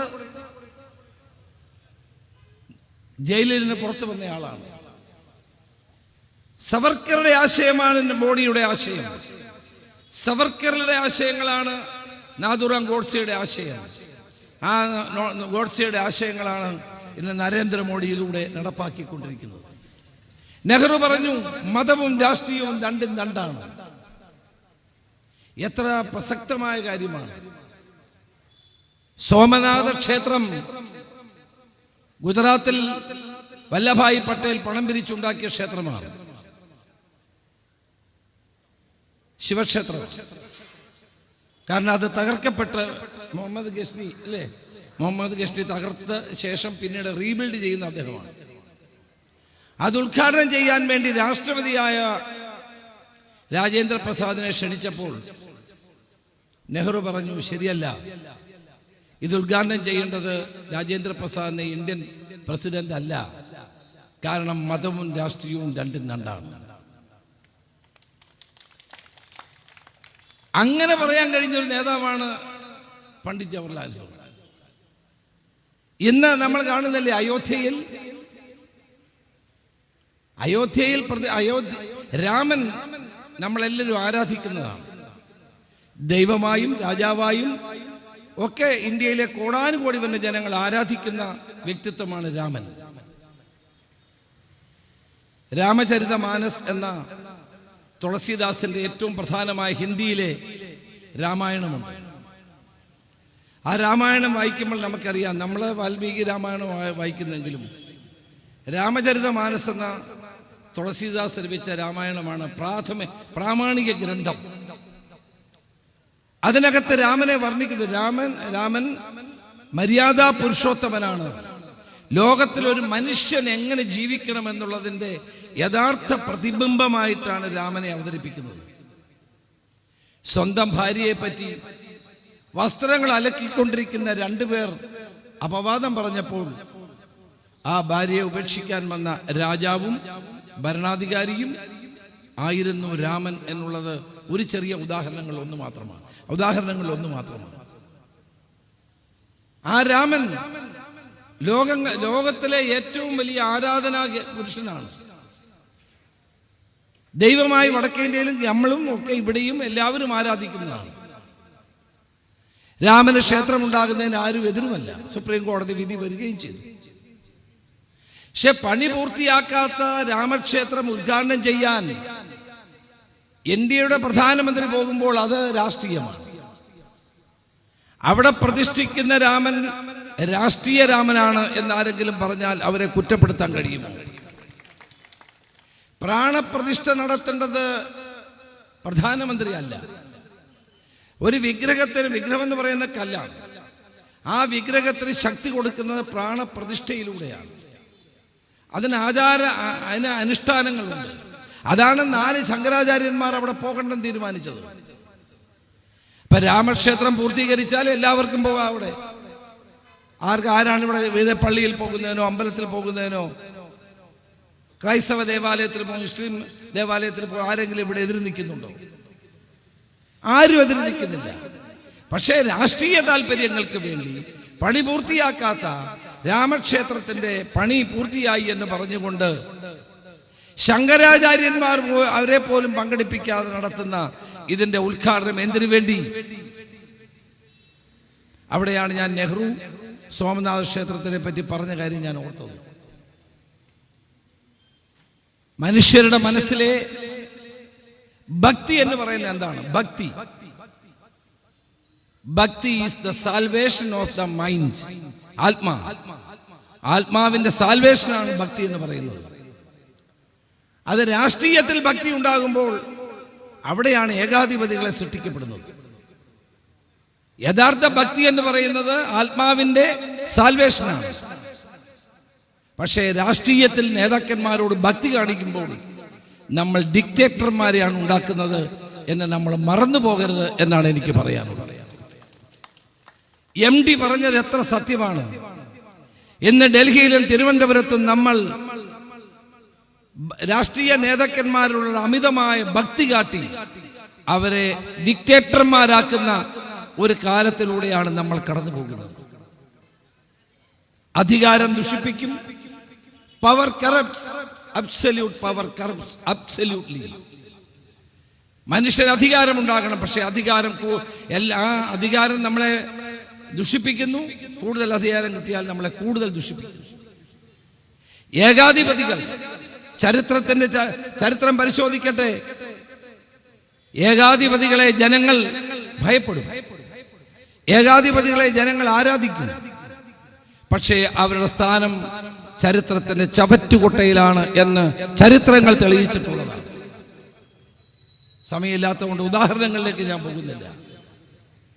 അതുകൊണ്ട് ഇന്ന് കിട്ടിയ അധികാരം ഉപയോഗിച്ചുകൊണ്ട് ജനങ്ങളെ അടക്കി ഭരിക്കുകയും അവരെ നിശബ്ദരാക്കുകയും അവർക്കെതിരെ എന്ത് നടപടികൾ സ്വീകരിക്കാനും തയ്യാറാവുകയും ചെയ്യുന്ന ഭരണകൂടങ്ങൾ ഇവിടെ നിൽക്കുന്നു.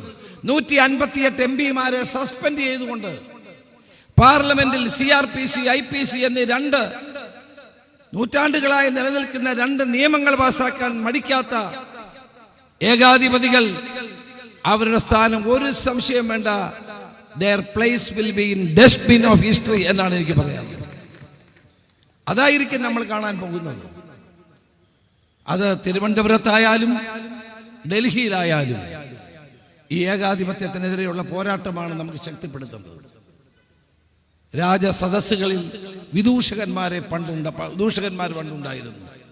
മന്നവേന്ദ്ര വിളങ്ങുന്നു നിൻമുഖം എന്ന് പറയുന്ന, അവർക്ക് വെഞ്ചാമരം വീശുന്ന രാജസദസ്സുകളെ വിദൂഷകന്മാരെ നമ്മൾ കണ്ടിട്ടുണ്ട്, കേട്ടിട്ടുണ്ട്, വായിച്ചിട്ടുണ്ട്. ഇന്ന് അത്തരം ആളുകളുടെ കാലമാണ് കേരളത്തിൽ പോലും. 100% സാക്ഷരതയുള്ള കേരളം, വിവേകത്തോട് പ്രവർത്തിക്കാൻ കഴിയുന്ന ജനങ്ങളുള്ള കേരളത്തിൽ ദൈവത്തിന്റെ വരദാനമാണ് നമ്മുടെ രാജാവ് എന്ന് പറയാൻ കഴിയുന്ന ഒരു കാലഘട്ടത്തിലേക്ക് കേരളം മാറിയതിനെ നമ്മൾ ചോദ്യം ചെയ്യണ്ടേ? കാലം കാത്തുവെച്ച നിധിയാണ് എന്ന് പറയുന്നതിനോട് നമുക്ക് എതിർക്കണ്ടേ? പറയുന്നവർക്ക് ഒരു പക്ഷേ തുറമുഖ വകുപ്പ് കിട്ടിക്കാണും, പക്ഷേ അത് കേൾക്കുന്ന ജനങ്ങൾക്ക് അതൊരിക്കലും ഇഷ്ടപ്പെടുമെന്ന് എനിക്ക് തോന്നുന്നില്ല. നമ്മൾ എവിടെയാണ് നിൽക്കുന്നത്? സൂര്യനും ചന്ദ്രനും ഒക്കെ മിത്താണെന്ന് ഒരു കാലത്ത് വിശ്വസിച്ചവർ നിന്ന് രാജാവിനെ സൂര്യനായി വാഴ്ത്തുന്നു. സെൽഫി എടുക്കാൻ അതുകൊണ്ടായിരിക്കും കുട്ടികളെ അനുവദിക്കാത്തത്. സൂര്യന്റെ അടുത്ത് ചെന്നാൽ കരിഞ്ഞു പോകുമെന്നുള്ള രാജാവ്. ഏത് ലോകത്താണ് നാം ജീവിക്കുന്നത്? തുടർഭരണം കിട്ടുന്നതുമെല്ലാം ഇത്തരം വലിയ അപജയങ്ങളിലേക്ക് എത്തുമെന്ന് നമ്മൾ ആരും കരുതിയില്ല. ഈസ്റ്റ് യൂറോപ്യൻ രാജ്യങ്ങളിൽ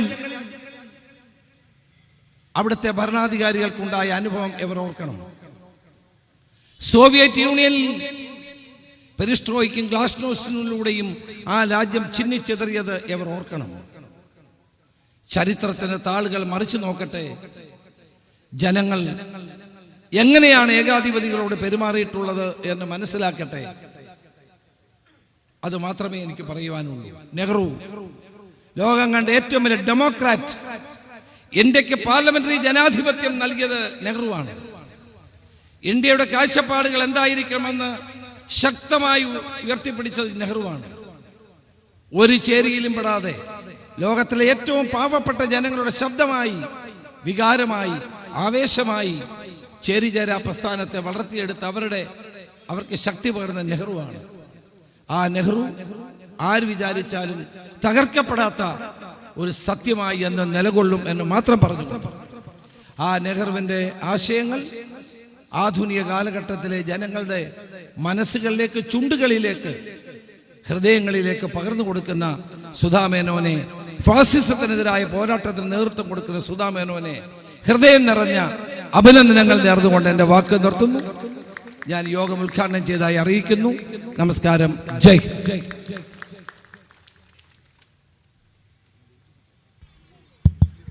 പ്രിയമുള്ളവരെ, നമ്മുടെ ഉദ്ഘാടകന് ഇനി തൃശ്ശൂരിൽ ഒരു പൊതുയോഗത്തിൽ കൂടി പങ്കെടുക്കാനുണ്ട്. അതുകൊണ്ട് അദ്ദേഹം പെട്ടെന്ന് പോകാൻ സാധ്യതയുണ്ട്.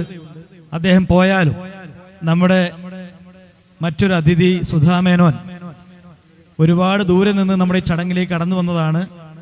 നരേന്ദ്രമോദിയുടെ നാട്ടിൽ നിന്ന്. ആരും പോകരുത്, എല്ലാവരും ഇരിക്കും. ഇങ്ങനെയുള്ള പ്രസംഗങ്ങൾ കേൾക്കാൻ അപൂർവമായ അവസരം കിട്ടുള്ളൂ. അഹമ്മദാബാദിൽ നിന്ന് നരേന്ദ്രമോദിയുടെ ഭരണകൂടത്തിനെതിരെ പോരാടി ഫാസിസത്തിനെതിരെ അതിശക്തമായി പോരാടുന്ന ഒരു വ്യക്തിയാണ്. എനിക്ക് ദൗർഭാഗ്യവശാൽ ഒരു പരിപാടി അവർ കടന്ന് വിളിക്കുകയാണ്, തൃശ്ശൂരാണ്. അപ്പോൾ ഈ പ്രസംഗം കേൾക്കാനുള്ള താല്പര്യമുള്ളതുകൊണ്ട് റെക്കോർഡ് ചെയ്ത് എന്നെ ഏൽപ്പിക്കാൻ പറഞ്ഞിട്ടുണ്ട്. എൻ്റെ ജീവിതത്തിൽ എനിക്ക് ഏറ്റവും ഇഷ്ടം പ്രസംഗം കേൾക്കാനാണ്. പക്ഷേ ദൗർഭാഗ്യവശാൽ ഒരു പ്രസംഗം കേൾക്കാനുള്ള അവസരം എനിക്ക് കിട്ടാറില്ല. ഏതായാലും ഈ പ്രസംഗം ഞാൻ കേൾക്കും. ആരും പോകരുത്, നിങ്ങൾ ഈ പ്രസംഗം കേൾക്കണം. നമസ്കാരം.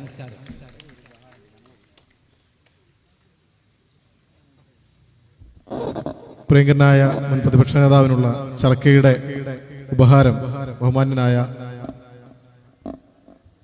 പ്രിയപ്പെട്ട ചർക്കയുടെ ഭാരവാഹികൾ ഒന്ന് സ്റ്റേജിലേക്ക് കടന്നു വരണമെന്ന് അഭ്യർത്ഥിക്കുന്നു. ചർക്ക ചെയർമാൻ റിയാസ് മുക്കോളിയെ ക്ഷണിക്കും. ഏറ്റുവാങ്ങുന്നതിന് പ്രിയപ്പെട്ട മുൻ പ്രതിപക്ഷ നേതാവ് രമേശ് ചെന്നിത്തല അവരുടെ സാദരം ക്ഷണിക്കുന്നു. ഞാൻ റിയാസ് മുക്കോളിയെ ഹൃദയം നിറഞ്ഞ് അഭിവാദ്യം ചെയ്യുന്നു. ചർക്കയിലെ ഒരു മെമ്പർഷിപ്പ് എനിക്ക് കൂടി തരണമെന്ന് ഞാൻ അഭ്യർത്ഥിക്കാം.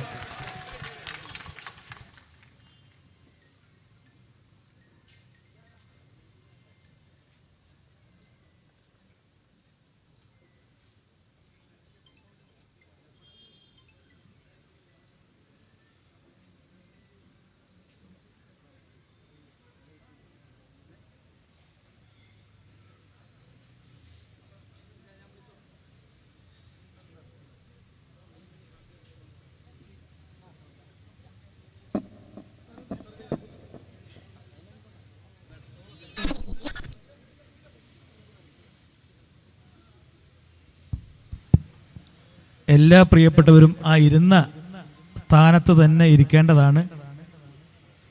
അധികം സംസാരമോ ആശംസാ പ്രസംഗങ്ങളോ ഒന്നുമില്ല. അതുകൊണ്ടാണ് നമ്മളൊക്കെ പരമാവധി നമ്മുടെ സമയം ചുരുക്കി സംസാരിക്കുന്നത്. നമ്മളെല്ലാവരും ആഗ്രഹിക്കുന്നത് നമ്മുടെ അതിഥിയുടെ സംസാരം കേൾക്കാനാണ്. അതുകൊണ്ട് ആരും പോകരുത് എന്ന് വീണ്ടും വീണ്ടും അഭ്യർത്ഥിക്കുകയാണ്. നേരത്തെ നമ്മുടെ ഉദ്ഘാടകൻ സൂചിപ്പിച്ചതുപോലെ നരേന്ദ്രമോദിയുടെ മണ്ണിൽ, ഗുജറാത്തിന്റെ മണ്ണിൽ നിന്നുകൊണ്ട് മോഡിയുടെ ഫാഷിസത്തിനെതിരെ അതിശക്തമായിട്ടുള്ള പോരാട്ടം നടത്തി ചരിത്രം അത് വളരെ സത്യമായി വിളിച്ചു പറയാൻ തൻ്റെ ഇടം കാണിക്കുന്ന ഒരു അതിഥിയാണ് നമുക്ക് കിട്ടിയിരിക്കുന്നത്. അതുകൊണ്ട് അവരോട് കാണിക്കേണ്ട ഒരു മര്യാദ നമ്മളെല്ലാവരും കാണിക്കണം. വളരെ നല്ല രീതിയിൽ എല്ലാവരും ഇരിക്കുന്നുണ്ട്. അവരുടെ പ്രസംഗം മുഴുവൻ കേൾക്കണമെന്ന് അഭ്യർത്ഥിക്കുകയാണ്. ഒരു കാര്യം കൂടി,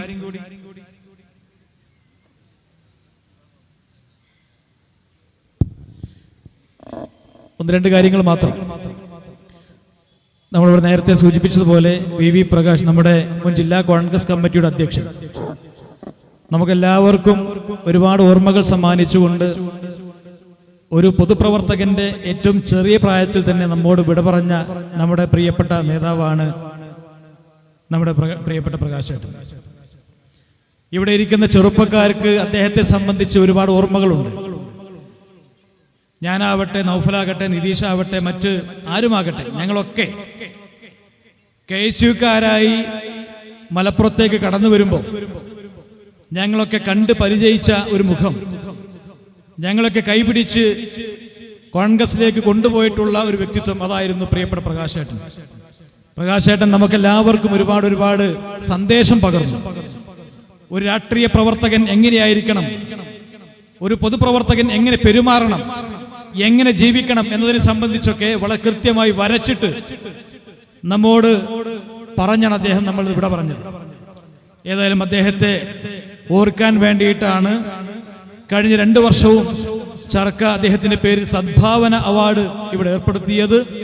കഴിഞ്ഞ വർഷവും നമ്മൾ വളരെ ഭംഗിയായി പെരിന്തൽമണ്ണയുടെ MLA, പെരിന്തൽമണ്ണയിൽ ജനകീയ പ്രവർത്തനത്തിലൂടെ വികസന വിപ്ലവം തീർക്കുന്ന ശ്രീ നജീബ് കാന്തപുരത്തിനാണ് നമ്മൾ 1ാമത്തെ അവാർഡ് നൽകിയത്. 2ാമത്തെ അവാർഡാണ് ശ്രീമതി സുധാ മേനോന് ഈ ചടങ്ങിൽ വെച്ച് സമ്മാനിക്കുന്നത്. ഞങ്ങൾക്ക് ഇപ്പോൾ വലിയ അഭിമാനമുണ്ട്. സുധാ മേനോൻ എന്ന പേര് പത്രങ്ങളിലൂടെ മറ്റു മാധ്യമങ്ങളിലൂടെ കേട്ട് പരിചയമുള്ള ആളുകളാണ് നമ്മളെല്ലാവരും. അവരെ നേരിട്ട് വിളിച്ചപ്പോൾ അവർ കടന്നു വരാനുള്ള മനസ്സ് കാണിച്ചു. അവർ ഈ രാജ്യത്തിന് വേണ്ടി നടത്തുന്ന പോരാട്ടം, ആ പോരാട്ടത്തിന് ഈ അംഗീകാരം കൊണ്ട് അല്പമെങ്കിലും ശക്തി പകരുമെങ്കിൽ അത് തന്നെയാണ് ചർക്ക ആഗ്രഹിക്കുന്നത്. ഏതായാലും ദീർഘമായി സംസാരിക്കുന്നില്ല. ഞാനൊന്നും അധികം വായിക്കുന്ന കൂട്ടത്തിൽപ്പെട്ട ആളല്ല. വളരെ ചുരുക്കം വായന അനുഭവങ്ങൾ മാത്രമേ എനിക്കുള്ളൂ. വളരെ അധികം ഒന്നും വായിച്ച പുസ്തകത്തെ സംബന്ധിച്ച് പറയാനില്ലാത്തൊരു വ്യക്തിയാണ് ഞാൻ. മുഴുവൻ വായിച്ച പുസ്തകങ്ങൾ തന്നെ വളരെ ചുരുക്കമാണ്, സത്യമാണത്. പക്ഷേ ഞാൻ വളരെ പെട്ടെന്ന്, എൻ്റെ ഭാര്യ ഇവിടെ ഇരിക്കുന്നുണ്ട്, അവര് പോലും എന്നോട് പറഞ്ഞത്, എന്തു പറ്റി ഇങ്ങനെ പുസ്തകം വായിക്കുന്നു?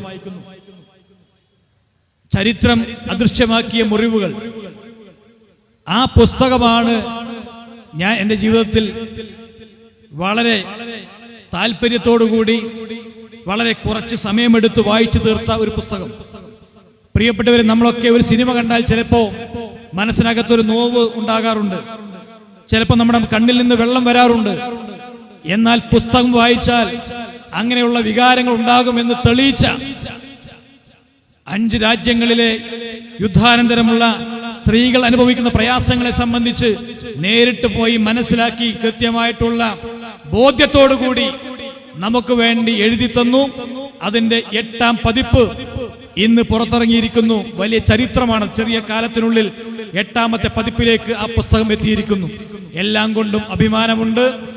ആ പുസ്തകത്തെ നമുക്ക് സമ്മാനിച്ച ഈ രാജ്യത്തിന്റെ മതേതര ശക്തിക്ക് ഊർജം പകരുന്ന, ഈ രാജ്യത്തിന്റെ ചരിത്രത്തെ ധൈര്യസമേതം വിളിച്ചു പറയാൻ താല്പര്യം കാണിക്കുന്ന, അതിനുവേണ്ടി ധൈര്യം കാണിക്കുന്ന ബഹുമാനിയായിട്ടുള്ള ശ്രീമതി സുധാ മേനോനെ ഈ അവാർഡ് സ്വീകരിച്ചുകൊണ്ട് സംസാരിക്കുന്നതിന് വേണ്ടി വളരെ ആദരപൂർവ്വം ക്ഷണിക്കുകയാണ്.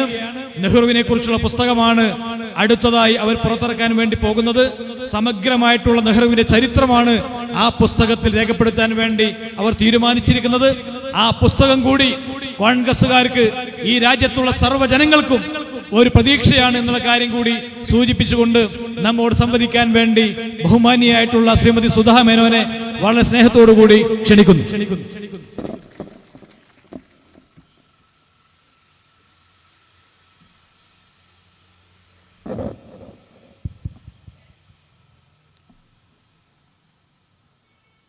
ആദരണീയനായ ഉദ്ഘാടകൻ, ഇന്ത്യൻ നാഷണൽ കോൺഗ്രസിൻ്റെ സമുന്നതനായ നേതാവ് രമേശ് ചെന്നിത്തല, ബഹുമാന്യനായ അധ്യക്ഷനും എൻ്റെ പ്രിയ സഹോദരനുമായ റിയാസ് മുക്കോളി, വേദിയിലിരിക്കുന്ന ചർക്കയുടെയും ഇന്ത്യൻ നാഷണൽ കോൺഗ്രസിൻ്റെയും പ്രിയപ്പെട്ട നേതാക്കളെ, സദസ്സിലിരിക്കുന്ന പ്രിയപ്പെട്ട സഹപ്രവർത്തകരെ, സഹോദരി സഹോദരന്മാരെ, സുഹൃത്തുക്കളെ, വാക്കുകൾ കൊണ്ട് പറഞ്ഞറിയിക്കാൻ പറ്റാത്ത വികാരത്തോടെയാണ് ഞാനിന്ന് ഇവിടെ നിൽക്കുന്നത്. കാരണം കൃത്യം 1 വർഷം മുമ്പ്, കഴിഞ്ഞ ജനുവരി മാസം 14-ാം തീയതിയാണ് എൻ്റെ ആദ്യത്തെ പുസ്തകമായ ചരിത്രം അദൃശ്യമാക്കിയ മുറിവുകൾ തൃശൂർ DCCയുടെ മുഖ്യ സംഘാടനത്തിൽ പ്രശസ്ത ഗാന്ധിയനും സാമൂഹ്യ പ്രവർത്തകനും എഴുത്തുകാരനുമായ തുഷാർ ഗാന്ധി പ്രകാശനം ചെയ്തത്. ഇത് കൃത്യം 1 വർഷം കഴിയുമ്പോഴേക്കും ആ പുസ്തകം ഒരുപാട് പതിപ്പുകൾ പിന്നിടുകയും കേരളത്തിനകത്തും പുറത്തും ചർച്ചയാകുകയും ചെയ്തു എന്ന് മാത്രമല്ല, ഇന്ന് ഞാൻ ഒരുപാട് സ്നേഹിക്കുന്ന, ആദരിക്കുന്ന VV പ്രകാശേട്ടൻ്റെ പേരിലുള്ള ഈ അവാർഡ് ഈ മനോഹരമായ സ്നേഹനിർഭരമായ ചടങ്ങിൽ വെച്ച് എനിക്ക് ലഭിച്ചതിൽ തീർച്ചയായും എന്നെ സംബന്ധിച്ചിടത്തോളം ഒരു സ്വപ്ന സാക്ഷാത്കാരത്തിൻ്റെ നിറവുണ്ട്. ചർക്കയുടെ അവാർഡ് എന്നെ സംബന്ധിച്ചിടത്തോളം ഒരുപാട് മൂല്യമുള്ളതാണ്. അത് ഞാൻ പറയുമ്പോൾ നിങ്ങൾ ഒരുപക്ഷെ വിചാരിച്ചേക്കും, സാധാരണ എല്ലാ പരിപാടികളിലും എല്ലാ അവാർഡ് ജേതാക്കളും പറഞ്ഞു പോകുന്ന, കേട്ട് പഴകിച്ച, ക്ലീശയായി കഴിഞ്ഞ ഒരു വാചകമായിട്ട് നിങ്ങൾക്ക് തോന്നിയേക്കാം. പക്ഷേ അങ്ങനെയല്ല. 100% ആത്മാർത്ഥതയോടെ എൻ്റെ ഹൃദയത്തിൽ തൊട്ടാണ് ഞാനിത് പറയുന്നത്. അതിന് കാരണം ഈ അവാർഡ് എൻ്റെ ഭൂതകാലത്തേക്ക്, എന്നെ ഇന്നത്തെ ഞാനാക്കിയ, എൻ്റെ ലോകബോധം എനിക്ക് സമ്മാനിച്ച ഒരുപാട് ഓർമ്മകളിലേക്ക് എന്നെ കൊണ്ടുപോകുന്നു എന്നുള്ളതാണ്. ഒരിക്കൽ പ്രശസ്ത അമേരിക്കൻ എഴുത്തുകാരിയും നോബൽ സമ്മാന ജേതാവുമായ ടോണി മോറിസൺ വെള്ളപ്പൊക്കത്തെക്കുറിച്ച് പറഞ്ഞ വാക്കുകളാണ് എനിക്ക് ഓർമ്മ വരുന്നത്. വെള്ളപ്പൊക്കത്തെക്കുറിച്ച് ഒരുപാട് പേർ ലോകസാഹിത്യത്തിലും മലയാളത്തിലും ഒക്കെ എഴുതിയിട്ടുണ്ട്. തകഴിയുടെ പ്രശസ്തമായ വെള്ളപ്പൊക്കത്തിൽ എന്ന കഥയെക്കുറിച്ചും നിങ്ങൾ കേട്ട് കാണും. പക്ഷെ ടോണി മോറിസൺ മിസിസിപ്പി നദിയുടെ കരയിലായിരുന്നു താമസിച്ചിരുന്നത്. അതുകൊണ്ട് തന്നെ മിസിസിപ്പി നദി പലപ്പോഴും കരകവിഞ്ഞൊഴുകും. അവർ അതുകൊണ്ട് വെള്ളപ്പൊക്കത്തെക്കുറിച്ച് പറഞ്ഞത്, വെള്ളപ്പൊക്കം എന്ന് പറയുന്നത് നദി അതിൻ്റെ ഓർമ്മകളിലേക്ക് തിരിച്ചു പോകുന്നതാണ് എന്നാണ്. Flood is the word they use, but actually it is not flooding, it is remembering where it used to B.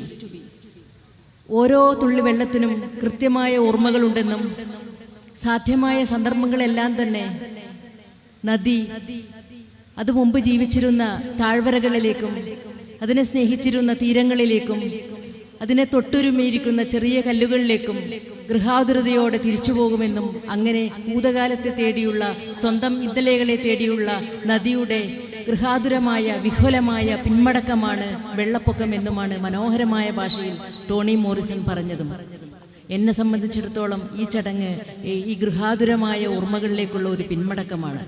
കാരണം VV പ്രകാശ് എന്ന മനുഷ്യനെ കുറിച്ച് ഞാൻ ആദ്യമായിട്ട് കേട്ടത് പയ്യന്നൂർ കോളേജിൽ കേരള വിദ്യാർത്ഥി യൂണിയന്റെ പ്രവർത്തകയായിരിക്കുമ്പോഴായിരുന്നു. അന്ന് എന്നോട് പ്രകാശേട്ടനെ കുറിച്ച് പറഞ്ഞത് എൻ്റെ സീനിയറായിരുന്ന, ഞാൻ ഏറെ സ്നേഹിക്കുന്ന, ഇന്ന് നമ്മോടൊപ്പം ഇല്ലാത്ത സതീശൻ പച്ചേനി എന്ന മറ്റൊരു മനുഷ്യനായിരുന്നു. അന്ന് അവർ രണ്ടുപേരും KSUവിൻ്റെ സംസ്ഥാന ജനറൽ സെക്രട്ടറിയുമായിരുന്നു. രണ്ടുപേരും ഉറ്റ സുഹൃത്തുക്കളുമായിരുന്നു. എന്നോട് സതീശേട്ടൻ എന്ന് പറഞ്ഞത്, സുധ പരിചയപ്പെടേണ്ട ഒരു മനുഷ്യനാണ് വി വി പ്രകാശ്. ഇത്രയേറെ നിങ്ങളെപ്പോലെ തന്നെ ഗാന്ധിയനായ, ഖാദിയുടെ മഹിമ അവകാശപ്പെടാൻ എല്ലാ അർഹതയുമുള്ള, ഇത്ര നിസ്വാർത്ഥനായ, ഇത്ര നല്ല സംഘാടകനായ ഒരു മനുഷ്യനെ ഇന്നത്തെ കാലത്ത് KSUവിൽ കണ്ടുകിട്ടാൻ പോലും സാധ്യതയില്ല എന്നായിരുന്നു എന്നോട് സതീശൻ ബാച്ചേനി എന്ന് പറഞ്ഞത്. പക്ഷേ ഒരിക്കലും എനിക്ക് വി വി പ്രകാശേട്ടനെ നേരിട്ട് കാണാൻ കഴിഞ്ഞില്ല. കാരണം അപ്പോഴത്തേക്കും എൻ്റെ പഠനം കഴിഞ്ഞ ഉടൻ തന്നെ ഞാൻ അഹമ്മദാബാദിലേക്ക് പോയി.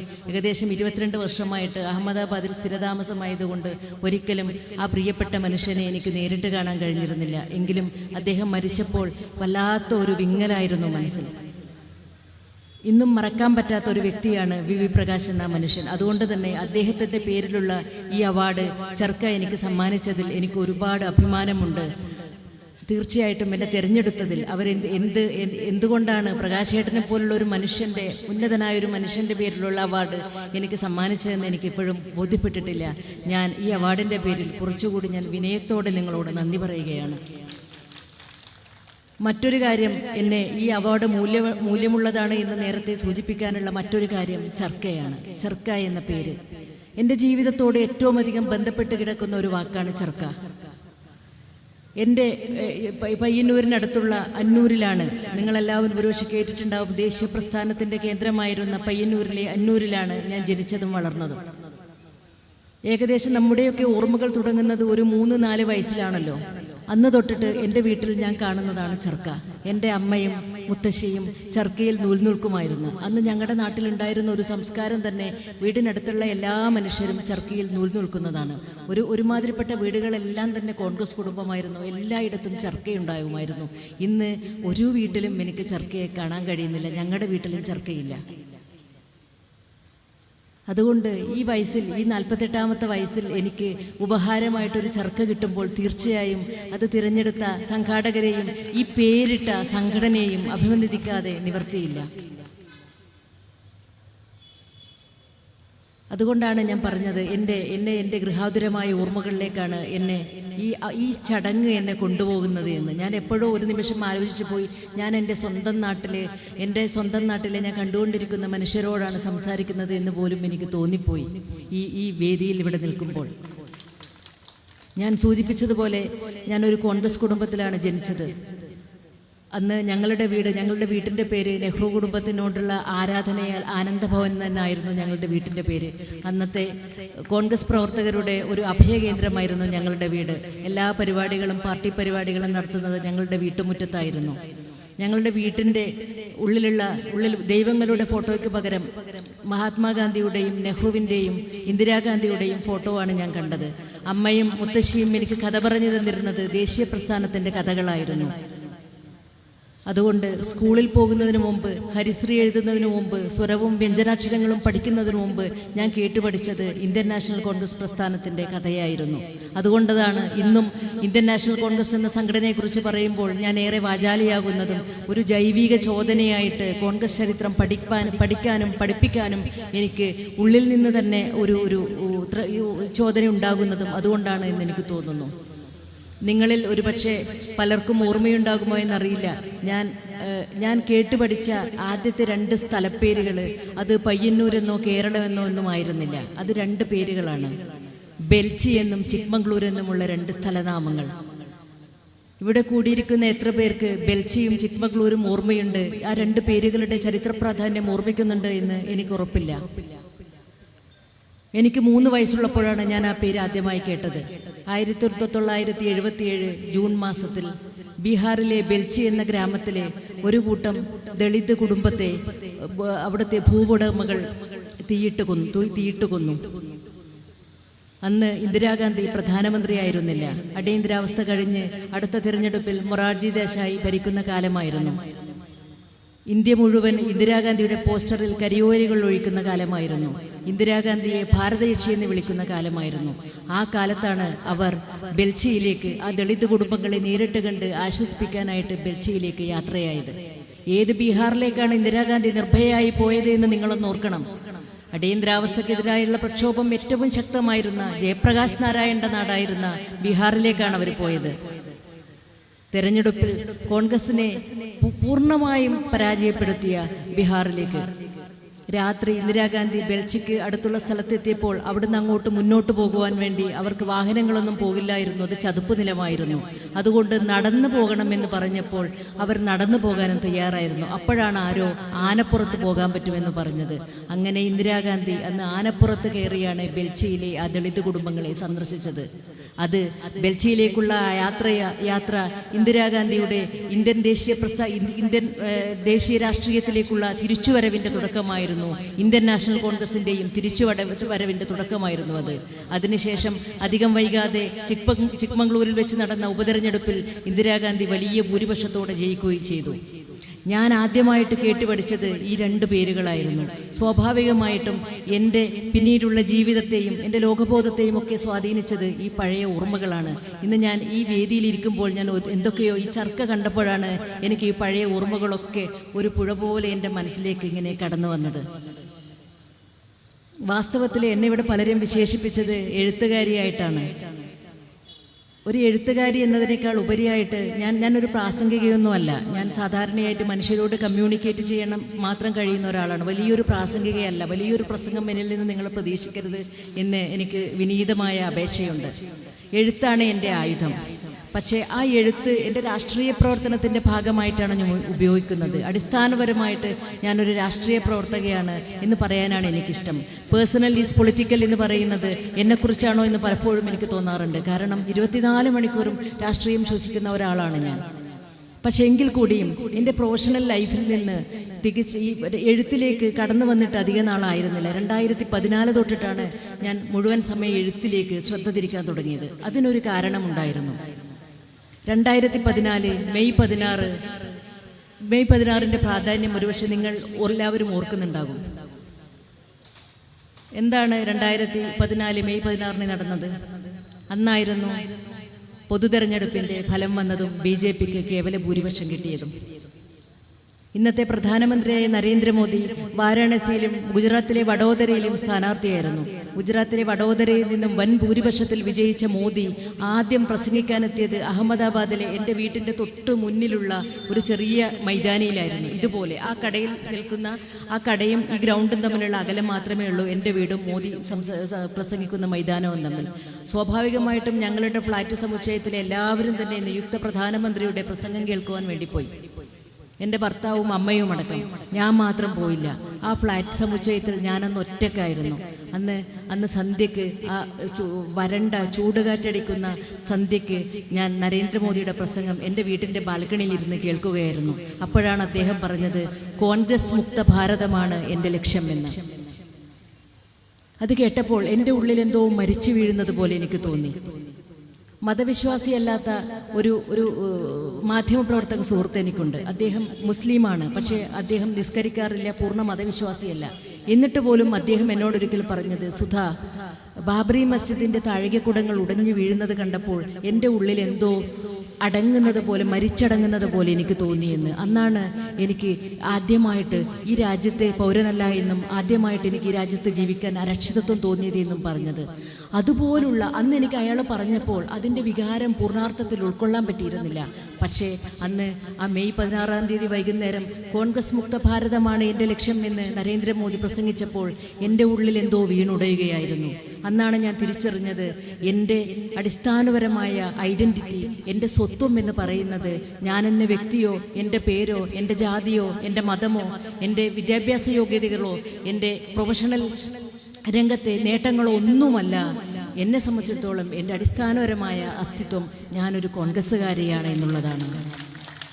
അന്നാണ് ഞാനത് തിരിച്ചറിഞ്ഞത്. അന്നു തൊട്ടാണ് കോൺഗ്രസ്, കാരണം ഇന്ത്യ മരിച്ചാൽ നമ്മളുണ്ടാവില്ല എന്നൊരിക്കൽ ജവഹർലാൽ നെഹ്റു പറഞ്ഞിരുന്നു, who lives if India dies, who dies if India lives എന്ന്. അതുപോലെയാണ് എനിക്ക് തോന്നിയത്. കോൺഗ്രസ് മരിച്ചാൽ ആരുണ്ടിവിടെ എന്നുള്ള ഒരു ചോദ്യം എന്നെ അലട്ടാൻ തുടങ്ങിയപ്പോഴാണ് സജീവമായിട്ട് ഞാൻ ഈ നരേന്ദ്രമോദി സർക്കാരിനെതിരെ, സംഘപരിവാറിൻ്റെ അജണ്ടകൾക്കെതിരെ ശക്തമായിട്ട് എഴുതാൻ തുടങ്ങിയത്.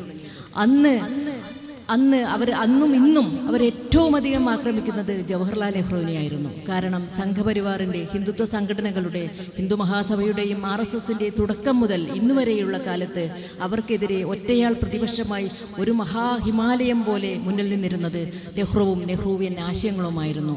സ്വാഭാവികമായും അതുകൊണ്ട് തന്നെയാണ് നെഹ്റുവിയൻ ആശയങ്ങളെ തിരസ്കരിക്കുന്നതും തമസ്കരിക്കുന്നതും നെഹ്റുവിനെ ഏറ്റവും വലിയ ശത്രുവായിട്ട് ചിത്രീകരിച്ചുകൊണ്ട് അദ്ദേഹത്തെ സ്ത്രീലമ്പടനായും ഒന്നിനും കൊള്ളാത്തവനായും രാജ്യദ്രോഹിയുമായൊക്കെ നിരന്തരമായ പ്രസ്താവനകൾ BJP നേതാക്കന്മാർ നടത്തുന്നതും. അതുകൊണ്ടാണ് നെഹ്റുവിനെക്കുറിച്ചുള്ള ചിന്തകൾ, നെഹ്റുവിനെക്കുറിച്ചിട്ട് സംഘപരിവാർ പറയുന്ന നുണക്കഥകൾ കൂടുതലും ഞാൻ സോഷ്യൽ മീഡിയയിലും മറ്റ് ലേഖനങ്ങളിലും തെളിവ് സഹിതം പൊളിച്ചെടുക്കാൻ തുടങ്ങിയത്. അതോടുകൂടിയാണ് ഒരു എഴുത്തിൻ്റെ വഴിയിലേക്ക് ഞാൻ വന്നത് എന്ന് കൂടി പറയാം. അതിൽ നിന്നുമാണ് പിന്നീട് ജവഹർലാൽ നെഹ്റുവിൻ്റെ ഒരു സമഗ്ര ജീവചരിത്രം, സംഘപരിവാർ അദ്ദേഹത്തിനെതിരെ പറയുന്ന എല്ലാ നുണകൾക്കും കൃത്യമായ ഉത്തരം പറയുന്ന സമഗ്രമായ ജീവചരിത്രം, ഒറിജിനൽ രേഖകൾ, ആർക്കൈവ്സുകൾ തേടി അലഞ്ഞ് ഒറിജിനൽ രേഖകൾ ഉപയോഗിച്ചുകൊണ്ട് തന്നെ എഴുതണമെന്ന് ഞാൻ തീരുമാനിച്ചത്. നെഹ്റു ഇന്നലെ 2 ദിവസം മുമ്പ് കേരള ലിറ്ററേച്ചർ ഫെസ്റ്റിവൽ വെച്ച് ഞാൻ കണ്ട ഒരു മനുഷ്യൻ എന്നോട് പറഞ്ഞത്, അദ്ദേഹം 1068 രാജ്യങ്ങൾ സഞ്ചരിച്ച ഒരാളായിരുന്നു. അദ്ദേഹം കുറച്ച് ദിവസം മുമ്പ് മൊറോക്കോയിൽ പോയി. മൊറോക്കോയിലെ ഒരു ഉൾനാടൻ ഗ്രാമത്തിൽ, അവിടെ ഉൾനാടൻ ഗ്രാമത്തിൽ ആദ്യമായിട്ട് പോകുന്ന ഇന്ത്യക്കാരൻ അദ്ദേഹമായിരുന്നു. അപ്പം അദ്ദേഹത്തെ ഇന്ത്യയിൽ നിന്നാണെന്ന് പറഞ്ഞപ്പോൾ ആ ഗ്രാമത്തിലെ ഒരു മനുഷ്യൻ ചോദിച്ചത് നെഹ്റു എന്നായിരുന്നു. അത് അദ്ദേഹം എന്നോട് പറഞ്ഞു, വളരെ ആവേശം തോന്നി നെഹ്റു എന്ന് പറഞ്ഞപ്പോൾ. ഇന്ത്യ എന്ന് പറയുമ്പോൾ ഇപ്പോഴും നെഹ്റു എന്ന് ഓർമ്മിക്കുന്ന മനുഷ്യരുണ്ട് എന്നുള്ളതാണ്. അതാണ് നെഹ്റു അവശേഷിപ്പിച്ച പൈതൃകം. പ്രശസ്ത ചിന്തകനായ EM ഫോസ്റ്റർ 50കളിൽ ഒരു കഥ എഴുതിയിട്ടുണ്ട്. കഥയാണ് കേട്ടോ. ആ കഥ ഇങ്ങനെയായിരുന്നു. യൂറോപ്യൻ നവോത്ഥാനത്തിന് സൈദ്ധാന്തികമായി അടിത്തറയിട്ട, ഫ്രഞ്ച് വിപ്ലവത്തിന് ഭൂമിക തീർത്ത മഹാനായ വോൾട്ടയർ പുനർജനിക്കുകയാണെങ്കിൽ ലോകസമാധാനത്തെക്കുറിച്ചും മനുഷ്യനന്മയെക്കുറിച്ചുമുള്ള അദ്ദേഹത്തിൻ്റെ ആശങ്കകൾ ചോദിക്കാൻ വേണ്ടി അന്നത്തെ ലോക നേതാക്കന്മാർക്ക്, രാഷ്ട്ര നേതാക്കന്മാർക്ക് ഒരു കത്തെഴുതാൻ തീരുമാനിക്കുന്നതായിരുന്നു കഥയുടെ ഉള്ളടക്കം. പക്ഷേ ആ കത്ത് വോൾട്ടയറിൽ നിന്ന് പൂർണ്ണ മനസ്സോടെ സ്വീകരിക്കാൻ താല്പര്യമുള്ള, സ്വാതന്ത്ര്യത്തെക്കുറിച്ചും നീതിയെക്കുറിച്ചും വോൾട്ടയറിനുള്ള സ്വാഭാവികമായ സംശയങ്ങൾക്ക് ഉത്തരം പറയാൻ കെൽപ്പുള്ള ഒരു രാഷ്ട്ര നേതാവിനെ കണ്ടെത്തുക അത്ര എളുപ്പമായിരുന്നില്ല.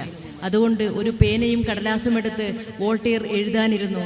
ഓരോ രാഷ്ട്രത്തലവന്മാരുടെയും പേരെഴുതി അതിന് വെട്ടുകയായിരുന്നു വോൾട്ടയർ. അവസാനം അദ്ദേഹം ഒരു പേരിൽ എത്തിച്ചേർന്നു.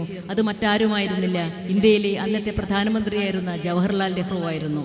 അതിരറ്റ ആഹ്ലാദത്തോടെ, അതിലേറെ ആവേശത്തോടെ ജവഹർലാൽ നെഹ്റുവിന് കത്തെഴുതാൻ വോൾട്ടയർ പേനയും പേപ്പറും എടുത്തു എന്ന് പറഞ്ഞുകൊണ്ടായിരുന്നു EM ഫോസ്റ്റർ ആ കഥ അവസാനിപ്പിച്ചത്. ഇത് വെറും കഥയാണെങ്കിലും അതിലൂടെ EM ഫോസ്റ്റർ നമ്മളോട് പറയാൻ ശ്രമിച്ചത് എന്തായിരുന്നു? അക്കാലത്ത് ലോകത്തുണ്ടായിരുന്ന ഏറ്റവും മഹാനായ നേതാവായിരുന്നു ജവഹർലാൽ നെഹ്റു എന്നായിരുന്നു. ഇന്ന് ജവഹർലാൽ നെഹ്റുവിനെ നമ്മുടെ ആദ്യത്തെ പ്രധാനമന്ത്രിയായി മാത്രം ഒതുക്കാനാണ് സംഘപരിവാർ ശ്രമിക്കുന്നത്. അതുകൊണ്ടാണ് ജവഹർലാൽ നെഹ്റു മ്യൂസിയം ആൻഡ് ലൈബ്രറിയുടെ പേര് മാറ്റി പ്രധാനമന്ത്രി prime ministers museum and library എന്നാക്കി മാറ്റിയത്. പക്ഷേ അദ്ദേഹം എന്തായിരുന്നു ജവഹർലാൽ നെഹ്റു ഇന്ത്യക്ക്? അദ്ദേഹം ആദ്യത്തെ പ്രധാനമന്ത്രി മാത്രമായിരുന്നു.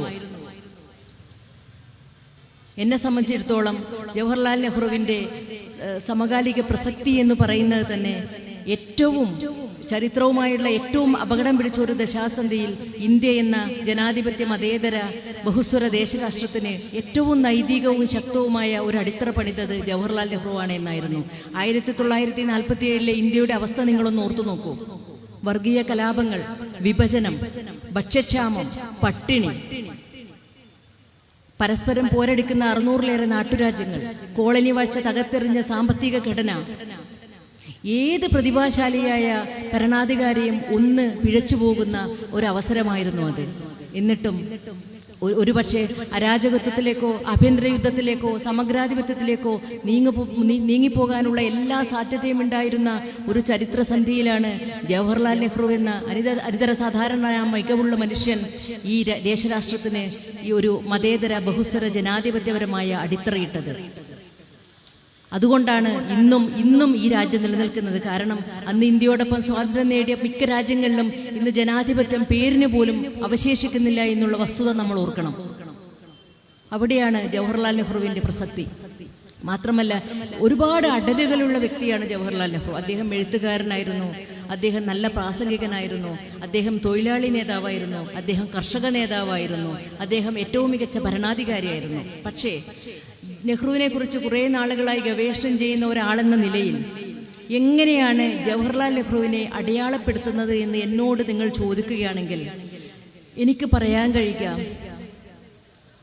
ഇന്ത്യ എന്ന ഈ മതേതര രാഷ്ട്രത്തിന് ഒരു അടിസ്ഥാന വ്യാകരണം നെഹ്റു എഴുതിയുണ്ടാക്കി എന്നുള്ളതാണ്. ഒരു ഭാഷയ്ക്ക് ഏറ്റവും വേണ്ടത് എന്താണ്? വ്യാകരണമാണ്, അല്ലേ?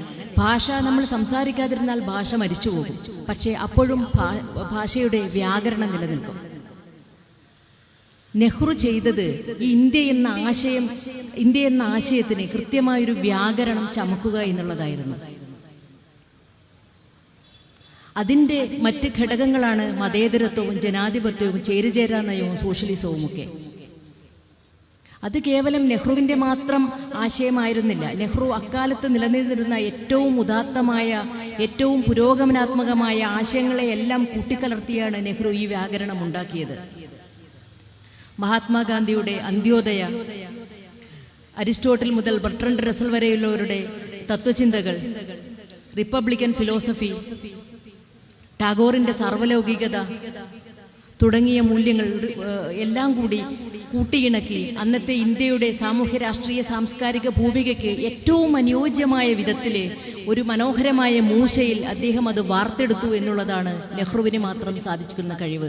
അത് ആ വ്യാകരണം അത്രമേൽ ശക്തമായതുകൊണ്ടും അത്രമേൽ പൊളിച്ചെടുക്കാൻ കഴിയാത്തതുകൊണ്ടുമാണ് ഇന്നും സംഘപരിവാറിന് ഇന്ത്യയിൽ അവരാഗ്രഹിച്ചതുപോലെ ഫാസിസത്തിലേക്ക് നീക്കാൻ പറ്റാത്തത്.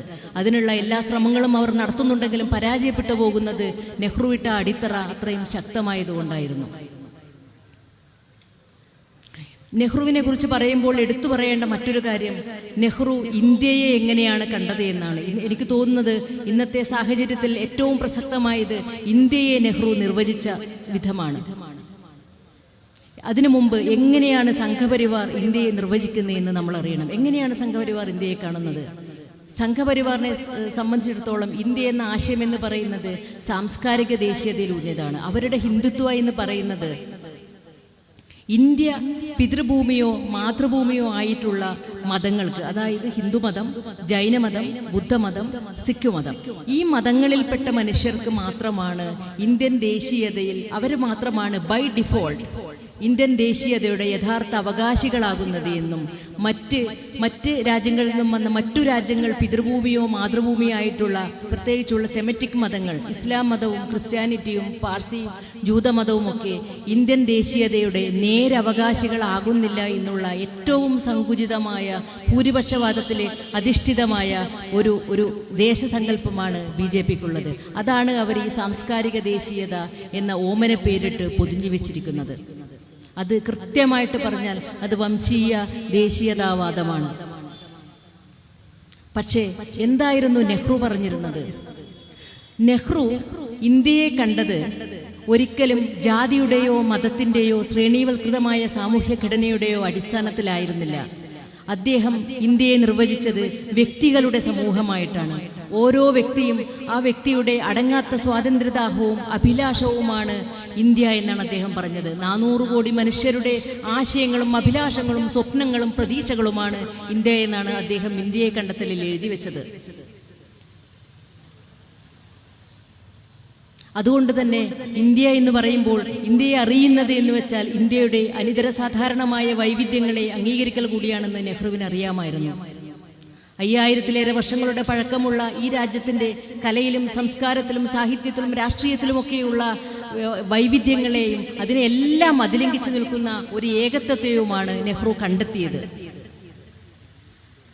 ഇന്ത്യയിൽ അധിനിവേശം നടത്തിയ ആര്യന്മാരും തുർക്കികളും അഫ്ഗാനികളും ഭാരതീയന്മാരും ക്രിസ്ത്യാനികളും എല്ലാവരും തന്നെ ഇന്ത്യൻ സംസ്കാരത്തിന് തനതായ സംഭാവനകൾ നൽകിയിട്ടുണ്ടെന്നും അതിൻ്റെ എല്ലാത്തിൻ്റെയും ഒരു സങ്കലനമാണ് ഇന്ത്യൻ സംസ്കാരമെന്നും അതുകൊണ്ട് തന്നെ ഇന്ത്യയുടെ നേരവകാശികളായിട്ട് ഒരു മതത്തെയോ ഒരു സംസ്കാരത്തെയോ മാത്രമായിട്ട് ചുരുക്കാൻ കഴിയുകയില്ലെന്നും എല്ലാ ഇന്ത്യൻ പൗരന്മാരും ഇന്ത്യൻ ദേശീയതയുടെ ഒരേ അവകാശികളാണെന്നുമാണ് ജവഹർലാൽ നെഹ്റു പറഞ്ഞു തന്നത്.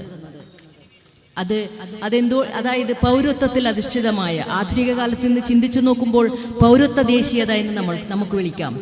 പൗരനും ദേശവുമാണ്. പൗരനും ദേശരാഷ്ട്രവും തമ്മിലുള്ള ബന്ധമാണുള്ളത്. അല്ലാണ്ട് അവിടെ പൗരന്റെ മതമോ ജാതിയോ ഒരിക്കലും സംസ്കാരമോ പ്രസക്തമാകുന്നില്ല.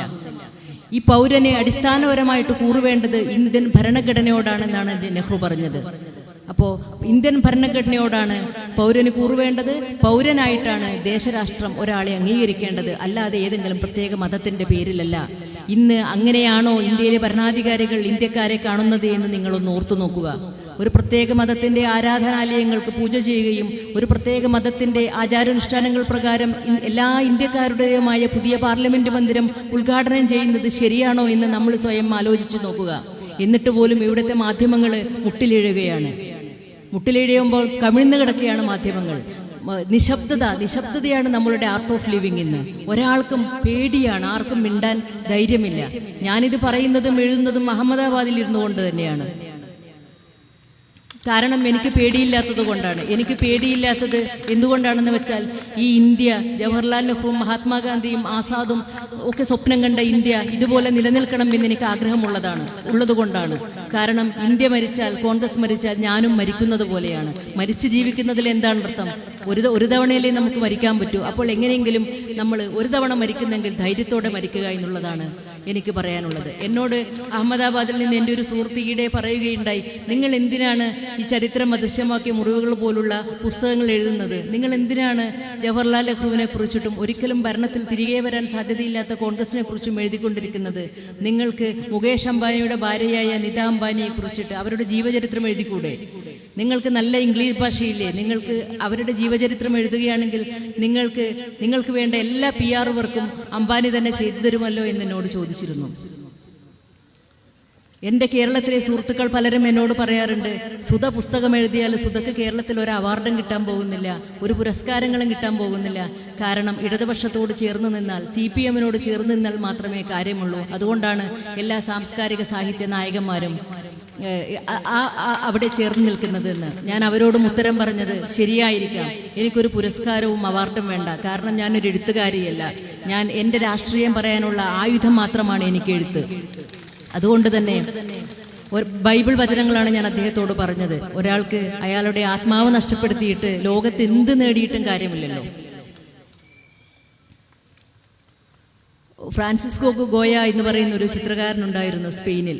19-ാം നൂറ്റാണ്ടിലെ പ്രശസ്തനായ ഒരു ചിത്രകാരനാണ് ഫ്രാൻസിസ്കോ ഗോയ. അദ്ദേഹം ഈ സ്പാനിഷ് വിമോചന യുദ്ധം കഴിഞ്ഞ ഉടനെ അദ്ദേഹത്തെ ഒരു സ്പാനിഷ് പട്ടാള ജനറൽ അദ്ദേഹത്തെ ഈ സരഗോസ എന്ന് പറയുന്ന ഒരു പട്ടണത്തിലേക്ക് കൂട്ടിക്കൊണ്ടുപോവുകയുണ്ടായി. സരഗോസ ഈ വിമോചന യുദ്ധത്തിൽ ഒരുപാട് ദുരിതങ്ങൾ അനുഭവിച്ച നഗരമായിരുന്നു. അദ്ദേഹത്തെ ഫ്രാൻസിസ്കോ ഗോയയോടൊപ്പം വേറെ 2 ചിത്രകാരന്മാർ കൂടി ഉണ്ടായിരുന്നു.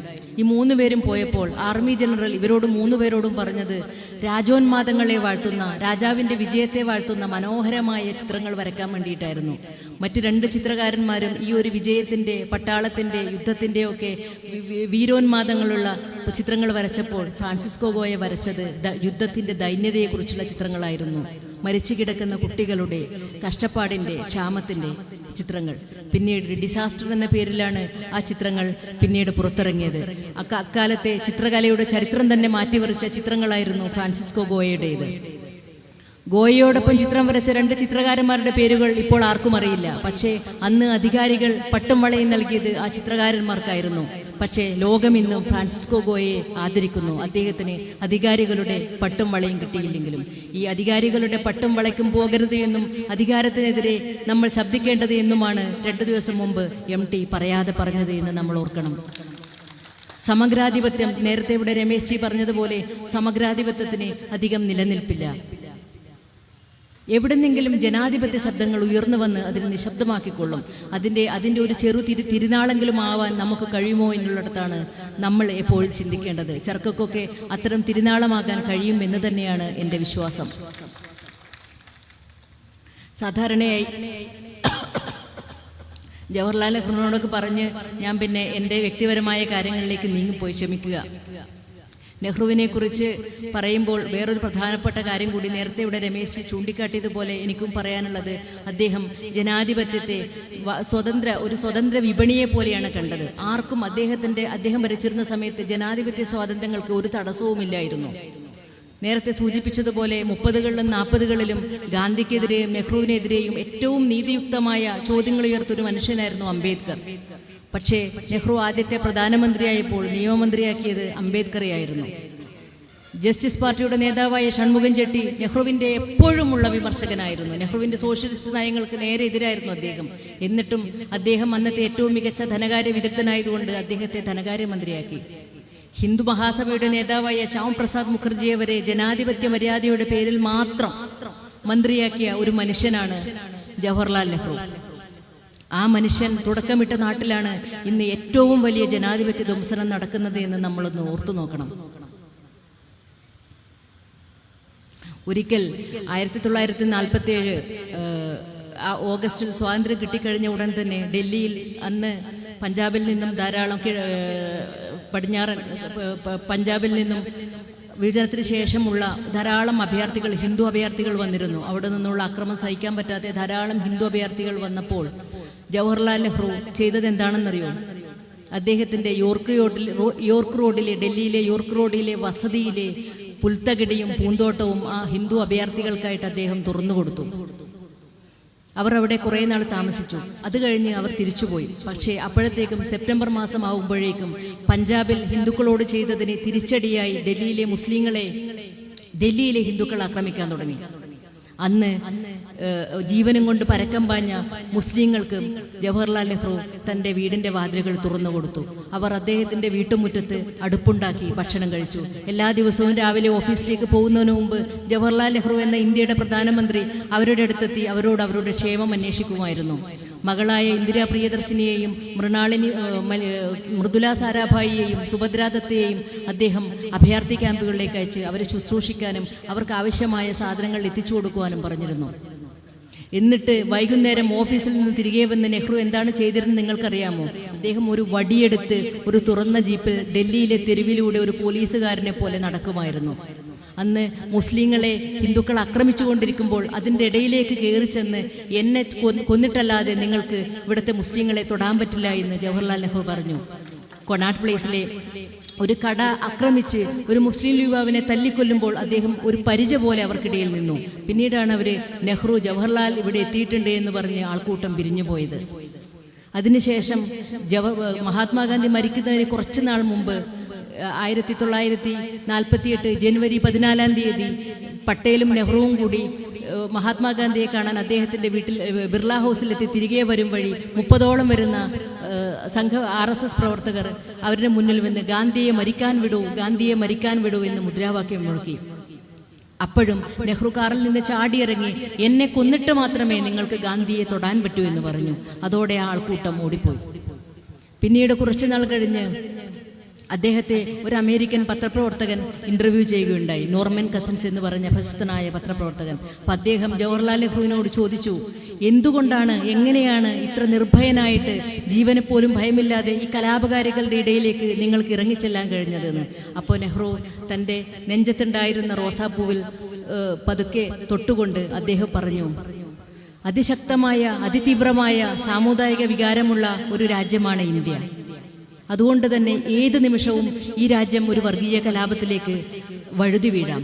അതുകൊണ്ട് തന്നെ ഇന്ത്യയെ ഭരിക്കുന്ന ഭരണാധികാരികൾക്ക് ഒരു വർഗീയ കലാപം തടയാൻ, ഏതു വിധത്തിലും വർഗീയ കലാപം തടയാനുള്ള ബാധ്യതയുണ്ട്. അതുകൊണ്ട് തന്നെയാണ് ഞാൻ എൻ്റെ ജീവനും എൻ്റെ സംരക്ഷണവും നോക്കാതെ ഇവർക്കിടയിലേക്ക് ഇറങ്ങിത്തിരിച്ചത് എന്ന് ജവഹർലാൽ നെഹ്റു അദ്ദേഹത്തിൻ്റെ മരണം വരെ ആ വാക്ക് പാലിച്ചിരുന്നു. 1947 സംസ്ഥാന മുഖ്യമന്ത്രിമാർക്ക് അയച്ച കത്തിലും അദ്ദേഹം പറഞ്ഞത്, ഏതെങ്കിലും ന്യൂനപക്ഷ വിഭാഗക്കാരനെ ആരെങ്കിലും കൈവെക്കുകയാണെങ്കിൽ എൻ്റെ മരണം വരെ ഞാൻ അവർക്ക് വേണ്ടി പോരാടുമെന്നായിരുന്നു. അത്രത്തോളം നീതിമാനായ ഭരണാധികാരിയായിരുന്നു ജവഹർലാൽ നെഹ്റു. ഇന്ന് നമുക്കറിയാം എന്താണ് ഭരണാധികാരിയെ സംബന്ധിച്ചിടത്തോളം എന്താണ് നീതി എന്ന് നമുക്കറിയാം. മണിപ്പൂരിൽ കലാപം നടന്ന് 3 സ്ത്രീകളെ നഗ്നയായി തെരുവിൽ കൂടെ നടത്തിച്ച് എത്രയോ മനുഷ്യരുടെ വീടുകൾ ചുട്ടുകരിക്കപ്പെട്ടപ്പോഴും നമ്മുടെ പ്രധാനമന്ത്രി അങ്ങോട്ടേക്ക് പോയില്ല. പാർലമെന്റിൽ ഒരു പ്രസ്താവന പോലും നടത്താൻ തയ്യാറായില്ല. എന്നിടത്താണ് നമ്മുടെ ജനാധിപത്യം എത്ര ഭീകരമായ അധോഗതിയിലേക്കാണ് വീണുപോയിരിക്കുന്നത് എന്ന് നമ്മൾ ഓർക്കേണ്ടത്. അതാണ് ഇന്നത്തെ അവസ്ഥ. പക്ഷേ എന്നിരുന്നാലും നമ്മൾക്ക് ഈ ഒരു ഇതിൽ നിന്ന് മുന്നോട്ട് പോകണമെങ്കിൽ പലർക്കും, എനിക്കറിയാം നിങ്ങൾക്ക് പലർക്കും നിരാശയുണ്ടാവും. തിരഞ്ഞെടുപ്പ് അടുത്തു കഴിഞ്ഞു. ഈ തെരഞ്ഞെടുപ്പിൽ കൂടി ഇനി അധികാരം പിടിക്കാൻ നമ്മൾക്ക് ഇന്ത്യ മുന്നണിക്ക് കഴിഞ്ഞില്ലെങ്കിൽ ഇന്ത്യ എന്തായിരിക്കുമെന്നും ഇന്ത്യ എന്ന ആശയം ഇവിടെ ജീവിക്കുമോ എന്ന് പോലും എനിക്ക് ഉറപ്പില്ല, നിങ്ങൾക്കും ഉറപ്പില്ല എന്ന് എനിക്കറിയാം. കാരണം 2024 എന്ന് പറയുന്നത് RSS 100-ാം വാർഷികം ആഘോഷിക്കുന്ന വർഷം കൂടിയാണ്. ഹിന്ദു രാഷ്ട്രമെന്ന അവരുടെ ദീർഘകാല പദ്ധതി നടപ്പിലാക്കാനുള്ള സമയമാണ് അവർക്ക് വന്നു ചേർന്നിരിക്കുന്നത്. എങ്ങനെയാണ് ഈ ചരിത്രസന്ധിയെ നമ്മൾ നേരിടേണ്ടതെന്നതിന് എനിക്കും നിങ്ങൾക്കും ഉത്തരമില്ല. നമുക്ക് ചെയ്യാൻ പറ്റുന്നത് നമുക്ക് നമ്മളുടെ കഴിവുകൾ ഉപയോഗിച്ച് നമ്മളുടെ ഒരു ചെറുനാളങ്ങളെങ്കിലും, പ്രതീക്ഷയുടെ ചെറുനാളങ്ങളെങ്കിലും നമുക്ക് തെളിയിക്കാൻ പറ്റുമെങ്കിൽ അത് ചെയ്യണമെന്നാണ് എനിക്ക് പറയാനുള്ളത്. ഞാനും അത് തന്നെയാണ് ചെയ്തുകൊണ്ടിരിക്കുന്നത്. കോൺഗ്രസ് മുക്ത ഭാരതം എന്ന് പറഞ്ഞാലും അത്ര പെട്ടെന്ന് കോൺഗ്രസിനെ ഇല്ലാതാക്കാൻ കഴിയുമെന്ന് എനിക്ക് തോന്നുന്നൊന്നുമില്ല. നിങ്ങൾക്ക് തോന്നുന്നുണ്ടോ? കാരണം എന്തുകൊണ്ടാണത്? ഇന്ത്യ അസാധാരണമായൊരു ദേശരാഷ്ട്രമാണെങ്കിൽ കോൺഗ്രസ് അസാധാരണമായ ഒരു രാഷ്ട്രീയ പാർട്ടിയുമാണ്. ഇന്ത്യയുടെ വൈവിധ്യങ്ങളെയും വൈജാത്യങ്ങളെയും സംഘർഷങ്ങളെയും ശക്തിയെയും ദൗർബല്യങ്ങളെയും ഇതുപോലെ പ്രതിഫലിപ്പിക്കുന്ന വേറെ ഏതെങ്കിലും ഒരു പാർട്ടിയെ നിങ്ങൾക്ക് കാണാൻ കഴിയുമോ? ഇല്ല. അതുകൊണ്ട് തന്നെ ഇന്ത്യയുടെ ഒരു കണ്ണാടിയാണ് ഇന്ത്യൻ നാഷണൽ കോൺഗ്രസ് എന്ന് പറയാം. ഞാൻ സാധാരണയായി പറയാറുള്ള ഒരു കാര്യമുണ്ട്, ഈ ബ്ലോക്ക് പ്രസിഡന്റുമാർക്ക് ക്ലാസ് എടുക്കുമ്പോൾ പറയുന്ന ഒരു കാര്യമുള്ളത്, നമ്മൾ ഓന്തിനെയും മുതലയും കണ്ടിട്ടുണ്ടല്ലോ അല്ലേ? അപ്പോൾ ഈ ഓന്തിനെ സാധാരണ വിശേഷിപ്പിക്കാറുള്ളത് ഒരു തുള്ളി മുതല എന്നാണ്. മുതലയുടെ ഒരു ചെറിയ രൂപമാണ് ഓന്ത്. അതുപോലെ ഒരു തുള്ളി ഇന്ത്യയാണ് ഇന്ത്യൻ നാഷണൽ കോൺഗ്രസ്. കൂടുതൽ വ്യക്തതയ്ക്ക് വേണ്ടി പറഞ്ഞാൽ ഇന്ത്യയുടെ തന്മാത്ര എന്ന് വേണമെങ്കിൽ നമുക്ക് പറയാം. എന്താണ് തന്മാത്ര? ഒരു പദാർത്ഥത്തിന്റെ എല്ലാ ഗുണങ്ങളും ദോഷങ്ങളുമുള്ള ഏറ്റവും ചെറിയ കണികയാണ് ഒരു തന്മാത്ര. അപ്പോൾ ഇന്ത്യൻ നാഷണൽ കോൺഗ്രസിന്റെ ഒരു ബൂത്ത് എന്ന് പറയുന്നത് ഇന്ത്യയുടെ തന്നെ ഒരു തന്മാത്രയാണ്. നിങ്ങൾ ഓരോരുത്തരും ആ തന്മാത്രയുടെ കണികകളാണ് എന്നുള്ള ബോധം നമുക്കുണ്ടാവണം, നിങ്ങൾക്കുണ്ടാവണം. അതുകൊണ്ട് ഇന്ത്യ നിലനിൽക്കുന്നിടത്തോളം കാലം ഇന്ത്യൻ നാഷണൽ കോൺഗ്രസും ഇവിടെ നിലനിൽക്കും എന്നുള്ള വിശ്വാസമാണ് എനിക്കുള്ളത്. തീർച്ചയായിട്ടും നമുക്ക് അങ്ങനെ ഒരു വിശ്വാസത്തോടു കൂടി നീങ്ങാം. ജവഹർലാൽ നെഹ്റുവിനെ തിരസ്കരിക്കാനും തമസ്കരിക്കാനും ശ്രമിച്ചാലും ഒരിക്കലും അവർക്ക് ജനമനസ്സിൽ നിന്നും അദ്ദേഹത്തെ ഇറക്കിവിടാൻ കഴിയില്ല. ഇവിടെ സൂചിപ്പിച്ചതുപോലെ തന്നെ, ബഹുമാന്യനായ രമേശ് സൂചിപ്പിച്ചതുപോലെ തന്നെ, അദ്ദേഹത്തിന്റെ കയ്യൊപ്പ് ആഴത്തിൽ പതിഞ്ഞിരിക്കുന്നത് ഇന്ത്യൻ ജനതയുടെ ഹൃദയങ്ങളിലാണ്. അതുകൊണ്ട് നമ്മളിപ്പോൾ പറയുന്നത് പോലെ വിളക്ക് കെട്ടാലും വെളിച്ചം അവശേഷിക്കും. ഏത് പേമാരിയിലും ഏത് കൂരിരുട്ടിലും ആ വെളിച്ചം നമ്മെ നയിച്ചുകൊണ്ടിരിക്കും. അതിനുള്ള ആ കൈത്തിരിയാവാൻ എല്ലാവർക്കും കഴിയട്ടെ എന്ന് ആശംസിച്ചുകൊണ്ട് ഈ ഒരു ചടങ്ങിന് എന്നെ ക്ഷണിച്ച ചർക്കയ്ക്കും ചർക്കയുടെ പ്രസിഡന്റായ റിയാസ് മുക്കോളിക്കും മറ്റ് ഭാരവാഹികൾക്കും ദീഷിനും എല്ലാവർക്കും ഒരിക്കൽ കൂടി നന്ദി പറഞ്ഞുകൊണ്ട്, ഇത്രയും നേരം എന്നെ കേട്ടിരുന്ന നിങ്ങളെല്ലാവരോടും ഒരിക്കൽ കൂടി നന്ദി പറഞ്ഞുകൊണ്ട് അഭിവാദ്യങ്ങൾ അർപ്പിച്ചുകൊണ്ട് ഞാൻ എൻ്റെ വാക്കുകൾ അവസാനിപ്പിക്കുന്നു. ജയ് ഹിന്ദ്.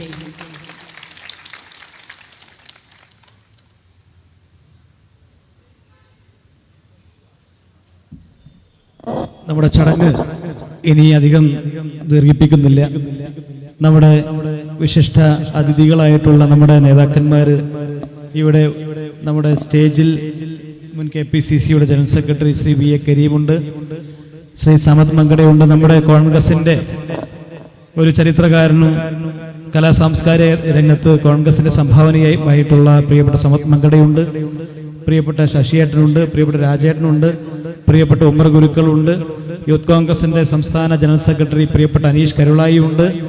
അതുപോലെ നമ്മുടെ ജില്ലാ കോൺഗ്രസ് കമ്മിറ്റിയുടെ വൈസ് പ്രസിഡന്റ് സദസ്സിനോടൊപ്പം ഇരിക്കുന്ന പ്രിയപ്പെട്ട വീക്ഷൺ മുഹമ്മദ് ഖാൻ, അതുപോലെ കോൺഗ്രസിന്റെ നേതാവ് പ്രിയപ്പെട്ട രാധാകൃഷ്ണ മാഷ്, KPCC അംഗം പ്രിയപ്പെട്ട PA ചെറിയത് ഉൾപ്പെടെയുള്ള ഒരുപാട്, അതുപോലെ മുൻ ജില്ലാ കോൺഗ്രസ് കമ്മിറ്റിയുടെ ജനറൽ സെക്രട്ടറി KM ഗിരിജ അവർകൾ, ഒരുപാട് നേതാക്കന്മാർ പേരെടുത്ത് പറയേണ്ടവരാണ്. ഇവിടെ കുഞ്ഞാമുട്ടിയാക്ക് ഉൾപ്പെടെയുള്ള വളരെ കരീമാജി ഉൾപ്പെടെ ഒരുപാട് പ്രായം കൊണ്ട് മൊയ്തു മാഷ് ഉൾപ്പെടെയുള്ള ഒരുപാട് ആളുകളുണ്ട്. ഞാൻ ആരുടെയും പേര് ദീർഘിച്ച് പോകാൻ ആഗ്രഹിക്കുന്നില്ല. അതുപോലെ ഈ പരിപാടിയിലേക്ക് ചർക്കയുടെ ഭാരവാഹികളായിട്ടുള്ള ഒരുപാട് പേര് കുടുംബസമേതം വന്നിട്ടുണ്ട്. നമ്മുടെ സാഹിർ മാഷ്, പ്രിയപ്പെട്ട സുനിൽ പോരൂര്, അതുപോലെ ഷറഫ് മാഷ്, റിയാസ് കല്ലൻ, സലീഖ്, മറ്റ് ആളുകളൊക്കെ ഇവിടെ സംസാരിച്ചു. ഏതായാലും ഞാൻ ദീർഘിപ്പിക്കുന്നില്ല, അവസാനിപ്പിക്കാം. ഒരു കാര്യം, നമ്മളെല്ലാവരും ഒരുമിച്ച് നിന്ന് 1.5 കാലം കൊണ്ട് ചില കാര്യങ്ങളൊക്കെ ചെയ്യാൻ സാധിച്ചു. നമ്മൾ ഈ 1.5 വർഷക്കാലവും മുന്നോട്ട് പോയത് ചെയ്ത ഓരോ കാര്യങ്ങളും നമ്മൾ ഒരുമിച്ച് നിന്നതിന്റെ ഒരു റിസൾട്ടാണ്. അത് അവസാനത്തെ ലൈബ്രറി ആണെങ്കിലും മറ്റേത് കാര്യമാണെങ്കിലും ഇനിയും നമുക്ക് ഈ കൂട്ടായ്മയെ മുന്നോട്ട് കൊണ്ടുപോകണം. ഈ നാട്ടിൽ പ്രയാസം അനുഭവിക്കുന്നവർക്ക്, വീടിന്റെ ചുമരുകൾക്കുള്ളിൽ നിന്ന് പുറത്തിറങ്ങാൻ ആഗ്രഹിക്കുന്നവർക്ക് ഒരു ഇലക്ട്രിക്കൽ വീൽചെയർ ആണെങ്കിൽ പോലും അവർക്കൊരു സ്വർഗമാണ്. അത്തരം കാര്യങ്ങളിലൂടെ കടന്നു ചെന്ന് സാധാരണക്കാർക്കൊപ്പം ഈ ചർക്കയ്ക്ക് ഇനിയും ചേർന്ന് നിന്നുകൊണ്ട് പ്രവർത്തിക്കാം. അത് നമ്മുടെ കൂട്ടായ്മ വ്യക്തിപരമായി എന്നേക്കാൾ ഈ ഒരു സംഘടനയ്ക്ക് വേണ്ടി സാമ്പത്തികമായി ശാരീരികമായി ചെലവഴിക്കുന്ന ഒരുപാട് പേര് ഈ കൂട്ടത്തിലുണ്ട്. ഞങ്ങളെല്ലാവരെയും പ്രത്യേകം സ്നേഹത്തോടു കൂടി അഭിവാദ്യം ചെയ്യുന്നു, ഓർക്കുന്നു. ഈ സംഘടനയിൽ നമുക്ക് ഇനിയും മുന്നോട്ട് പോകാം. പരമാവധി മെമ്പർമാരെ ചേർത്തുകൊണ്ട് സംഘടനയെ ശക്തിപ്പെടുത്താം. ഈ സംഘടന ആഗ്രഹിക്കുന്നത് കോൺഗ്രസിന്റെ വിജയമാണ്, കോൺഗ്രസിന്റെ ശക്തിയാണ്, കോൺഗ്രസിന്റെ മേന്മയാണ്. ആ ഒരു മുദ്രാവാക്യം തന്നെയാണ് ഈ സംഘടനക്കുള്ളത്. എന്നാലും നമ്മുടെ പ്രവർത്തനത്തിൽ ഒരിക്കൽ പോലും രാഷ്ട്രീയം നമ്മൾ കാണിച്ചിട്ടില്ല. നമ്മൾ ആർക്കാണോ നമ്മുടെ കൈത്താങ്ങ് വേണ്ടത് അത്തരം ആളുകളൊക്കെ ചേർത്ത് പിടിക്കാൻ ശ്രമിച്ചാണ് മുന്നോട്ട് പോയത്. ഞാൻ അവസാനിപ്പിക്കുകയാണ്. നമ്മുടെ പ്രിയപ്പെട്ട മുൻ KPCC ജനറൽ സെക്രട്ടറി, നമുക്ക് എല്ലാ നേതാക്കന്മാർക്കും വേണ്ടി നമ്മുടെ പ്രിയപ്പെട്ട ശ്രീ VA കരീം അവർ നമ്മോട് ആശംസകൾ നേർന്ന് സംസാരിക്കും.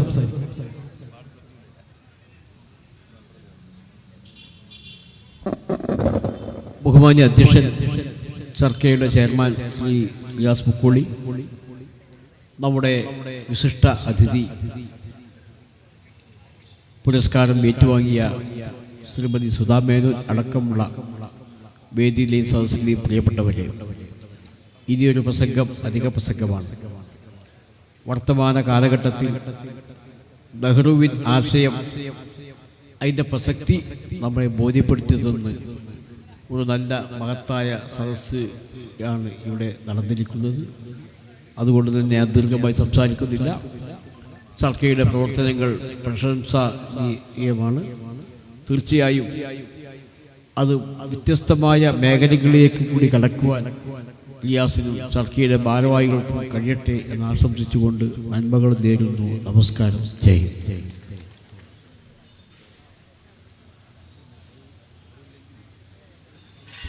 നമ്മുടെ ചടങ്ങ് അവസാനിപ്പിക്കുകയാണ്.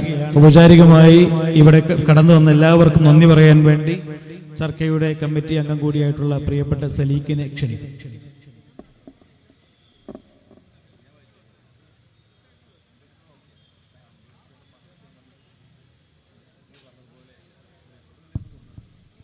പ്രൗഢഗംഭീരമായ ഈ പരിപാടിയുടെ അധ്യക്ഷൻ, ആദരണീയരും ബഹുമാന്യരുമായിട്ടുള്ള നേതാക്കന്മാരെ, സഹപ്രവർത്തകരെ, ചർക്ക എന്ന് പറയുന്ന നിങ്ങളുടെയും എൻ്റെയും എല്ലാം ഒരു സാക്ഷാത്കാരത്തിൻ്റെ ഏറ്റവും വലിയ ഒരു സ്വപ്നം പൂവണിഞ്ഞ ഒരു ദിവസം കൂടിയാണിന്ന് കടന്നു പോകുന്നത്.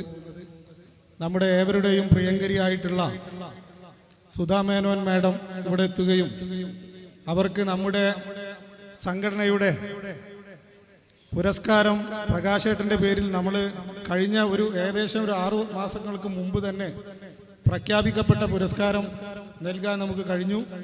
വളരെ അഭിമാനകരമായ ഒരു നിമിഷമാണിത്.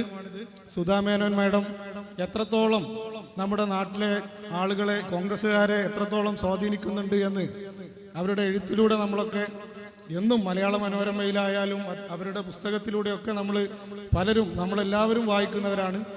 അവർ ഇന്നിവിടെ നടത്തിയ പ്രഭാഷണം പോലും അവരെത്രത്തോളം ഈ പ്രസ്ഥാനവുമായി, ഞാനും നിങ്ങളും വിശ്വസിക്കുന്ന പാർട്ടിയുമായി എത്രത്തോളം ചേർന്ന് നിൽക്കുന്നു, ആ പ്രസ്ഥാനം ഇവിടെ നിലനിൽക്കേണ്ടതിൻ്റെ അനിവാര്യത എത്രത്തോളമാണ് എന്ന് ഉള്ളതിനെക്കുറിച്ചൊക്കെ വളരെ വളരെ നല്ല രീതിയിൽ അവതരിപ്പിക്കുകയുണ്ടായി. ഈ വൈകിയ വേളയിൽ വലിയൊരു പ്രസംഗത്തിന് പ്രസക്തിയില്ല എന്നുള്ളത് കൊണ്ട് ഇവിടെ കൂടിയിരിക്കുന്ന ആളുകൾക്ക് നന്ദി രേഖപ്പെടുത്തുക എന്നുള്ള, ഔപചാരികമായി നന്ദി രേഖപ്പെടുത്തുക എന്നുള്ള കടമയിലേക്ക് കടക്കുകയാണ്. ഇവിടെ ഇന്ന് ഈ പരിപാടി ഉദ്ഘാടനം ചെയ്ത ബഹുമാന്യനും ആദരണീയനുമായ കേരളത്തിൻ്റെ മുൻ പ്രതിപക്ഷ നേതാവും കോൺഗ്രസിൻ്റെ വർക്കിംഗ് കമ്മിറ്റി അംഗവുമായ ശ്രീ രമേശ് ചെന്നിത്തല അവർക്ക് ചർക്ക കുടുംബത്തിൻ്റെ പേരിൽ ഹൃദ്യമായ നന്ദി രേഖപ്പെടുത്തുന്നു. അതോടൊപ്പം വളരെ ദൂരെ നിന്നും ഇങ്ങോട്ട് കടന്നു വന്ന് നമ്മുടെ ഈ ക്ഷണം സ്വീകരിച്ച് നമ്മളോട് കുറേ സമയം സംസാരിച്ച് നമ്മുടെ എല്ലാവരുടെയും മനം കവർന്ന, ഏവരുടെയും പ്രിയങ്കരിയായിട്ടുള്ള ഇന്നത്തെ അവാർഡ് ജേതാവ് ബഹുമാനിയായിട്ടുള്ള സുധാ മേനോൻ അവർക്ക് ചർക്കയുടെ പേരിൽ നന്ദി രേഖപ്പെടുത്തുന്നു. അതോടൊപ്പം ഇവിടെ വേദിയിലും സദസ്സിലുമുള്ള നേതാക്കന്മാർ, കരീമാക്ക, അതുപോലെ ഇവിടെ നിന്ന് കടന്നുപോയ അജയ് മോഹൻ, അതുപോലെ തന്നെ ബഹുമാനരും ആദരണീയവുമായിട്ടുള്ള സമദ് മാഷ്, രാജൻ മാഷ് അടക്കമുള്ള മുഴുവൻ ആളുകൾക്കും, ശശിയേട്ടൻ, അനീഷ് കരുളായി, നിതീഷേട്ടൻ, എല്ലാവർക്കും, നൗഫൽ ബാബു, ഇവിടെ കൂടിയ വിഷ്ണു മോമാക്ക് അടക്കമുള്ള രാധാകൃഷ്ണേട്ടനും സുനിൽ മാഷും ഒക്കെ എൻ്റെ മുമ്പിലും പിൻപിലുമുള്ള മുഴുവൻ ആളുകൾക്കും കൃത്യമായി ചർക്കയുടെ പേരിലുള്ള നന്ദി രേഖപ്പെടുത്തിക്കൊണ്ട് നാളെയുടെ പോരാട്ടത്തിൽ നമുക്ക് ഒരുപാട് നല്ല കാര്യങ്ങൾ ചെയ്യേണ്ടതുണ്ട്. അനിവാര്യമായ നമ്മുടെ സാഹചര്യങ്ങൾ നമുക്ക് മുമ്പിലൂടെ കടന്നു പോകുമ്പോൾ നമ്മൾ പിറകോട്ടല്ല, ഒരുമിച്ച് ഒറ്റക്കെട്ടായി മഹാത്മജി തിരിച്ച ചർക്കയുടെ ചക്രം തിരിച്ചുകൊണ്ട് നമുക്ക് മുന്നേറാമെന്ന് മാത്രം പറഞ്ഞുകൊണ്ട് ഈ പരിപാടിയിൽ പങ്കെടുത്ത, ഈ പരിപാടി വിജയിപ്പിച്ച മുഴുവൻ ആളുകൾക്കും ചർക്കയുടെ കൃത്യമായ നന്ദി രേഖപ്പെടുത്തിക്കൊണ്ട് എൻ്റെ വാക്കുകൾ ഉപസംഹരിക്കുന്നു. നന്ദി, നമസ്കാരം, ജയ് ഹിന്ദ്.